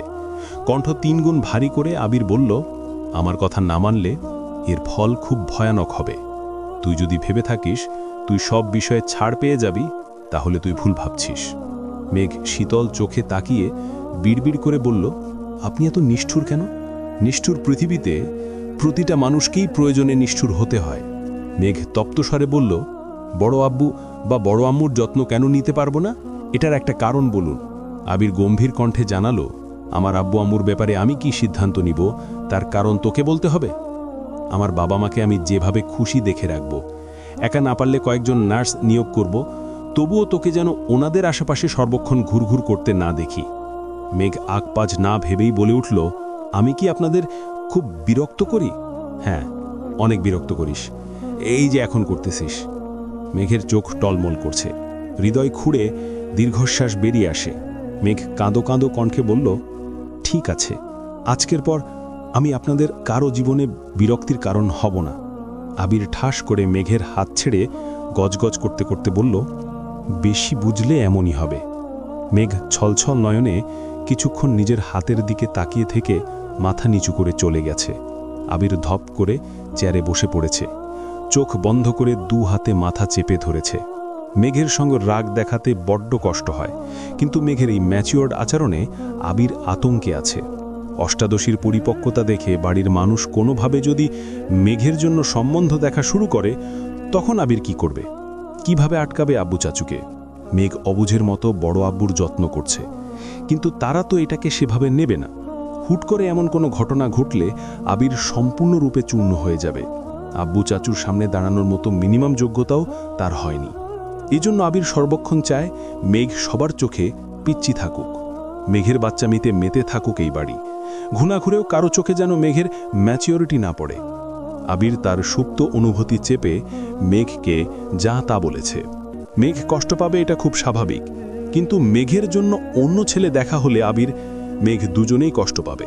তখন সেই কষ্টের মাত্রা বর্তমান থেকেও কয়েকগুণ বেশি হবে। আবির ব্যালকনিতে প্রায় 1.5-2 ঘন্টা বসে রইল। মেঘের আনা কফি টেবিলেই ঠান্ডা হয়েছে। ঘণ্টা দুয়েক পর তানভীর এসে কিছুক্ষণ কথা বলে আবার বেরিয়ে গেছে। আবিরের আচরণে মেঘ অনেক বেশি কষ্ট পেরেছে, যার বহিঃপ্রকাশ ঘটেছে মেঘের রুমে। রাগে ঘরের প্রতিটা জিনিস এলোমেলো করে বিছানায় উপুর হয়ে শুয়ে পড়েছে। বারবার কানে বাজছে, আমার কথা না মানলে এর ফল খুব ভয়ানক হবে। বড় আব্বুর উপর কোনো অধিকার নেই। মেঘ যখনই ভাবে আবিরের কাছাকাছি আসবে, আবিরকে নিজের মনের কথা বলবে, আবিরের অনুভূতি বুঝবে, তখনই আবির মেঘকে দূর দূর করে তাড়িয়ে দেয়। দীর্ঘ চেষ্টায় দূরত্ব খানিকটা হ্রাস হয়ে কিনা আবির আবারও দূরত্ব বাড়িয়ে নিজের হাতেই সেখানে দেয়াল তুলে দেয়। অষ্টাদশের অবুঝ মনে আবিরের কর্মকাণ্ড ক্রমে ক্রমে দাগ কেটে যাচ্ছে। ভালোবাসার অনুভূতিগুলো কেমন জানি ছন্নছাড়া হয়ে যাচ্ছে। বেশ কিছুক্ষণ পর মেঘের ফোনে কল বাজতেছে। 2 দিন যাবৎ বন্যা কল দিয়েই যাচ্ছে, কিন্তু মেঘ রিসিভ করছে না। ইচ্ছে না থাকা সত্ত্বেও মেঘ কল রিসিভ করল। কল রিসিভ হওয়া মাত্রই ওপাশ থেকে বন্যা বলে উঠল, কি রে, কি হয়েছে তোর? কোন দুনিয়া হারাইছিলি? মেঘ শ্বাস ছেড়ে গম্ভীর কণ্ঠে উত্তর দিল, হারাতে পারলেও ভালো হতো। কেন, কি হয়েছে? কিছু না, বাদ দে। ইচ্ছে করেই বন্যাকে কিছু বলেনি। 2 দিন পরপর আবির ভাইয়ের আচরণে মেঘ নিজেই কনফিউশনে পড়ে যায়। সেখানে বন্যা তো আবির ভাইকে সামনাসামনি দেখেই না, আচরণ কিভাবে বুঝবে? বন্যা চিন্তিত কণ্ঠে প্রশ্ন করল, তোদের বাসায় কি সমস্যা? তোকে কে বলছে? তানভীর ভাই। মেঘ একে একে সব ঘটনা বিস্তারিত বলেছে। খুব প্রয়োজনীয় কথা ব্যতীত মেঘ পারিবারিক ঝামেলা বন্যাকে খুব একটা শেয়ার করে না, তবে মানসিক পীড়ন সহ্য করতে না পেরে এখন কম বেশি শেয়ার করে। মনের ভেতর কত কথা জমিয়ে রাখা সম্ভব? বন্যা মনোযোগের সহিত সব ঘটনা শুনেছে। এখানে বন্যার কিছুই বলার নেই, এমনকি মেঘকে সান্ত্বনা দেওয়ার কোনো ভাষাও নেই। ঘণ্টাখানেক 2 বান্ধবীর কথোপকথন চলেছে, তারপর মেঘ ফোন রেখে ঘুমিয়ে পড়েছে। 2-3 দিন কেটে গেছে, মেঘ আর আগের মতো বড় আব্বু আম্মুর কাছে যায় না, ওনাদের সঙ্গে কথাও বলে না। ভুলেও আবির মুখোমুখি হয় না। ক্লাসের সময় ক্লাসে যায়, চুপচাপ ক্লাস করে বাসায় চলে আসে। বাকি সময় দরজা বন্ধ করে রুমে শুয়ে থাকে, না হয় বই নিয়ে ব্যালকনিতে বসে থাকে। গুনে গুনে দিন কাটাচ্ছে। এই বাসায় থাকতে এখন মেঘের দম বন্ধ হয়ে আসছে। চুপি চুপি গিয়ে বড় আব্বুকে দেখে আসে, ওনাদের সঙ্গে কথা বলতে পারে না। এদিকে মিম আদির সঙ্গেও কথা বলতে ইচ্ছে করে না, ফোন চাপতেও ভালো লাগে না। মন খারাপ থাকলে যেমন সব কিছুই অসহ্য লাগে, মেঘের অবস্থাও এখন তেমন। রাতের বেলায় মোজাম্মেল খান বাসায় ফেরার কিছুক্ষণ পরেই মেঘ আব্বুর রুমের সামনে হাজির হলো। অনুমতি নিয়ে রুমে প্রবেশ করল। হালিমা খান মেঘের মলিন মুখ দেখে প্রশ্ন করলেন, কি হয়েছে তোর? মন খারাপ কেন? মোজাম্মেল খানও এবার চোখ তুলে মেয়ের দিকে তাকালেন। ভ্রু কুচকে প্রশ্ন করলেন, কিছু বলবা? কতদিন হয়ে গেছে আমরা নানু বাড়িতে যাই না, চলুন না নানু বাড়ি থেকে ঘুরে আসি। হালিমা খান উদ্বিগ্ন কণ্ঠে বলল, তুই তো কখনো নানু বাড়ি যেতেই চাস না, আজ হঠাৎ নানু বাড়ি যেতে চাচ্ছিস যে? যেতে ইচ্ছে করছে, তোমরা যাবে কিনা বলো। মোজাম্মেল খান নিরুদ্বেগ কণ্ঠে বলল, ভাইজান অসুস্থ, এই অবস্থায় আমি যেতে পারবো না, তুমি আর তোমার আম্মু বরং ঘুরে আসো, ফেরার সময় জানিও তানভীর গিয়ে নিয়ে আসবে। হালিমা খান প্রশ্ন করলেন, কবে যাবি? কালকেই। ক্লাস আছে না? আছে, করব না, আমার ঘুরতে যেতে ইচ্ছে করছে। মোজাম্মেল খান ভারী কণ্ঠে বললেন, ক্লাস করতে হবে না, ওর যেহেতু যেতে ইচ্ছে করছে নিয়ে যাও। সকাল থেকেই খানবাড়ির পরিবেশ অন্যরকম। আবিরের কড়া নিষেধের জন্য আলী আহমদ খান অফিসে যেতে পারছেন না। আবির আর মোজাম্মেল খান একাই সামলাচ্ছেন সব দিক। ইকবাল খান গতকাল ভোরবেলা সিলেটে চলে গেছেন। খাবার টেবিলে বসে আবির মোজাম্মেল খান আলী আহমদ খানের সঙ্গে কোনো এক বিষয়ে আলোচনা করায় ব্যস্ত। মিম নিজের মতো খাবার খাচ্ছে, তানভীর তাড়াহুড়ো করে খেয়ে বেরিয়ে গেছে। খাবার টেবিলে মেঘ নেই দেখে মোজাম্মেল খান শুধালেন, মেঘ খাবে না? মিম আস্তে করে বলল, আপু শাওয়ার নিচ্ছে, পরে খাবে বলল। আচ্ছা, আবিরও তেমন মনোযোগ দেয়নি। মেঘকে বকা দিলে সে 2-4 দিন রাগ অভিমানে ভোটা মেরে থাকে, এটা আবির খুব ভালো মতোই জানে। কিন্তু এখন মেঘের রাগকে প্রাধান্য দিতে গেলে ভবিষ্যতে বড়সড় বিপদের সম্মুখীন হতে হবে ভেবেই আবির মুখ বুজে সব সহ্য করছে। আবির আর মোজাম্মেল খান অফিসে চলে গেছেন। তার কিছুক্ষণ পরেই মেঘ একেবারে রেডি হয়ে নিচে নেমেছে। ভেজা চুল, মাঝখানি সিথি করে দুপাশে দুটো ছোট ক্লিপ দিয়ে পেছনের চুল ছেড়ে রেখেছে, সঙ্গে পছন্দের একটা জামা পরেছে। খাওয়া দাওয়া করে 1 ঘন্টার মধ্যে নানুবাড়ির উদ্দেশ্যে রওনা দিয়েছে। প্রায় বছর খানেক পর নানুবাড়ি আসছে মেঘ। বাড়িতে এসে মেঘ ব্যাগ রেখেই ঘুরতে চলে গেছে। হালিমা খান ফোন করে বাসায় জানিয়েছে মেঘ নানা নানুর সঙ্গে গল্পগুজব করে 2 মামার বাড়িতে ঘুরছে।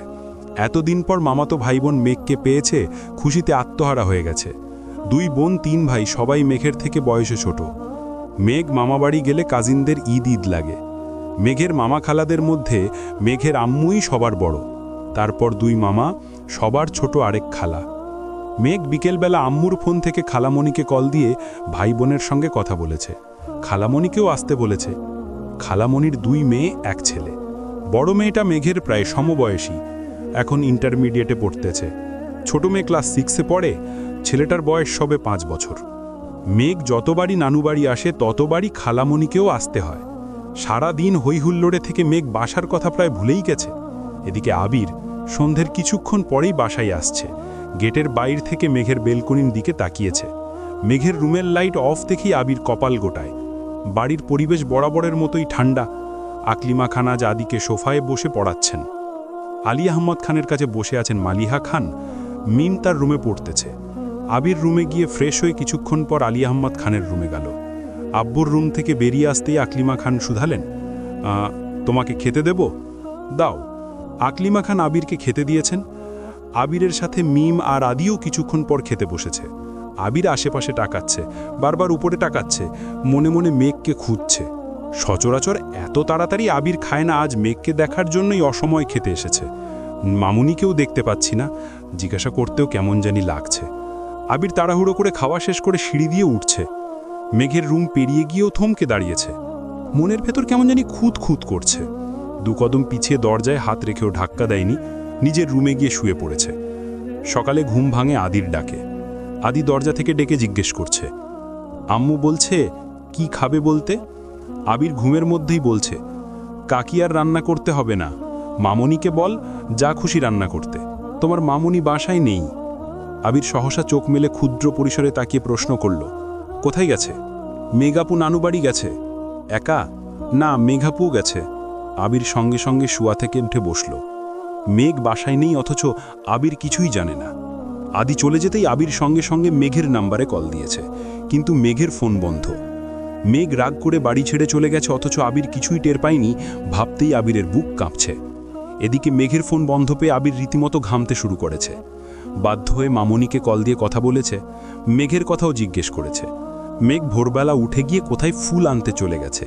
আবির মামনির সঙ্গে কথা শেষ করে সহসা তানভীরের রুমে গেছে। তানভীর তখনও ঘুমে বিভোর হয়ে আছে।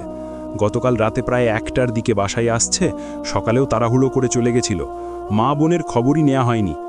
হালিমা খান যাওয়ার আগে তানভীরকে কল দিয়েছিল, কিন্তু তানভীর ব্যস্ততার কারণে কথা বলতে পারেনি। কল রিসিভ করে শুধু বলেছিল পরে ফোন দিচ্ছি।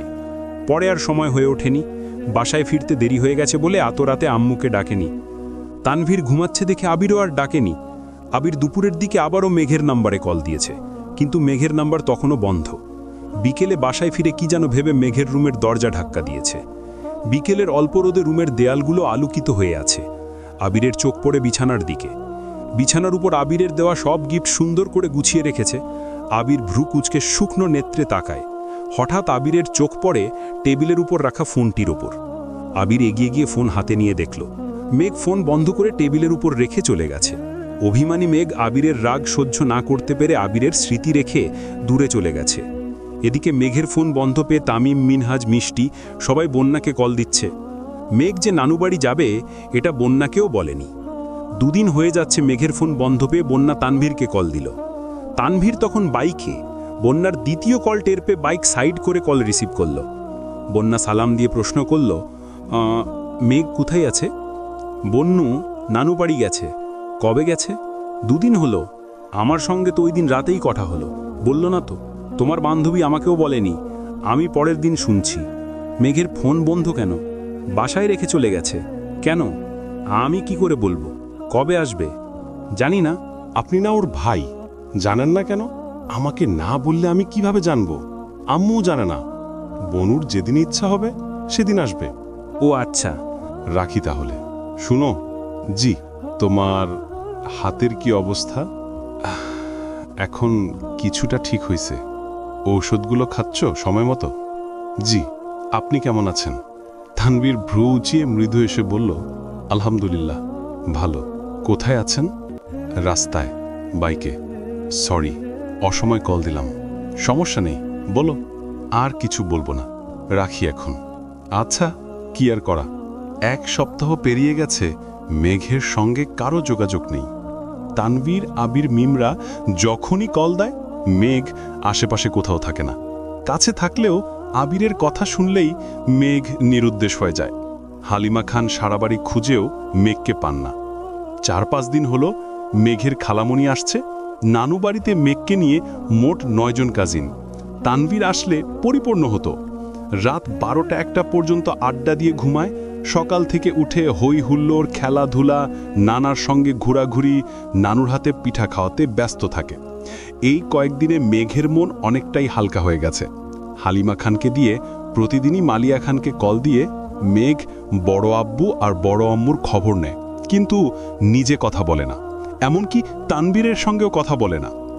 মেঘের সঙ্গে কথা না বলতে পেরে এদিকে আবিরের মাথা নষ্ট হয়ে যাচ্ছে। প্রতিদিনই মামুনিকে কল দেয়, কিন্তু মেঘকে একবারও কাছে পায় না। আজ ইচ্ছে করেই আবির রাত 11টায় কল দিয়েছে। প্রথম, দ্বিতীয়, তৃতীয়বার কল দেওয়ার পর অবশেষে কল রিসিভ হলো, কিন্তু কোনো কথা বলছে না।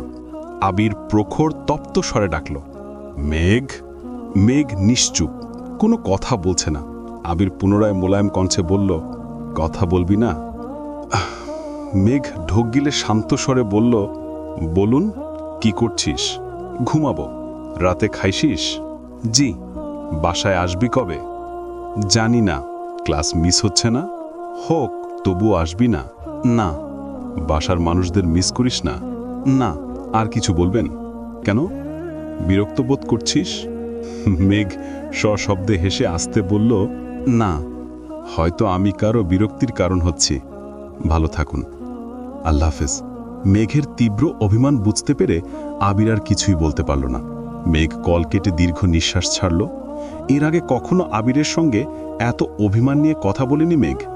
আবির কল দিলেই রাগ, অভিমান সব মিলিয়ে যায়, অথচ এবার মেঘের মন পাথরের ন্যায় শক্ত হয়ে গেছে।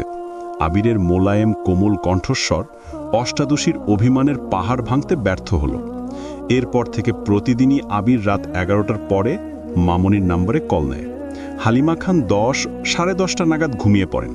তারপর মেঘ আম্মুর ফোন দিয়ে গেম খেলে।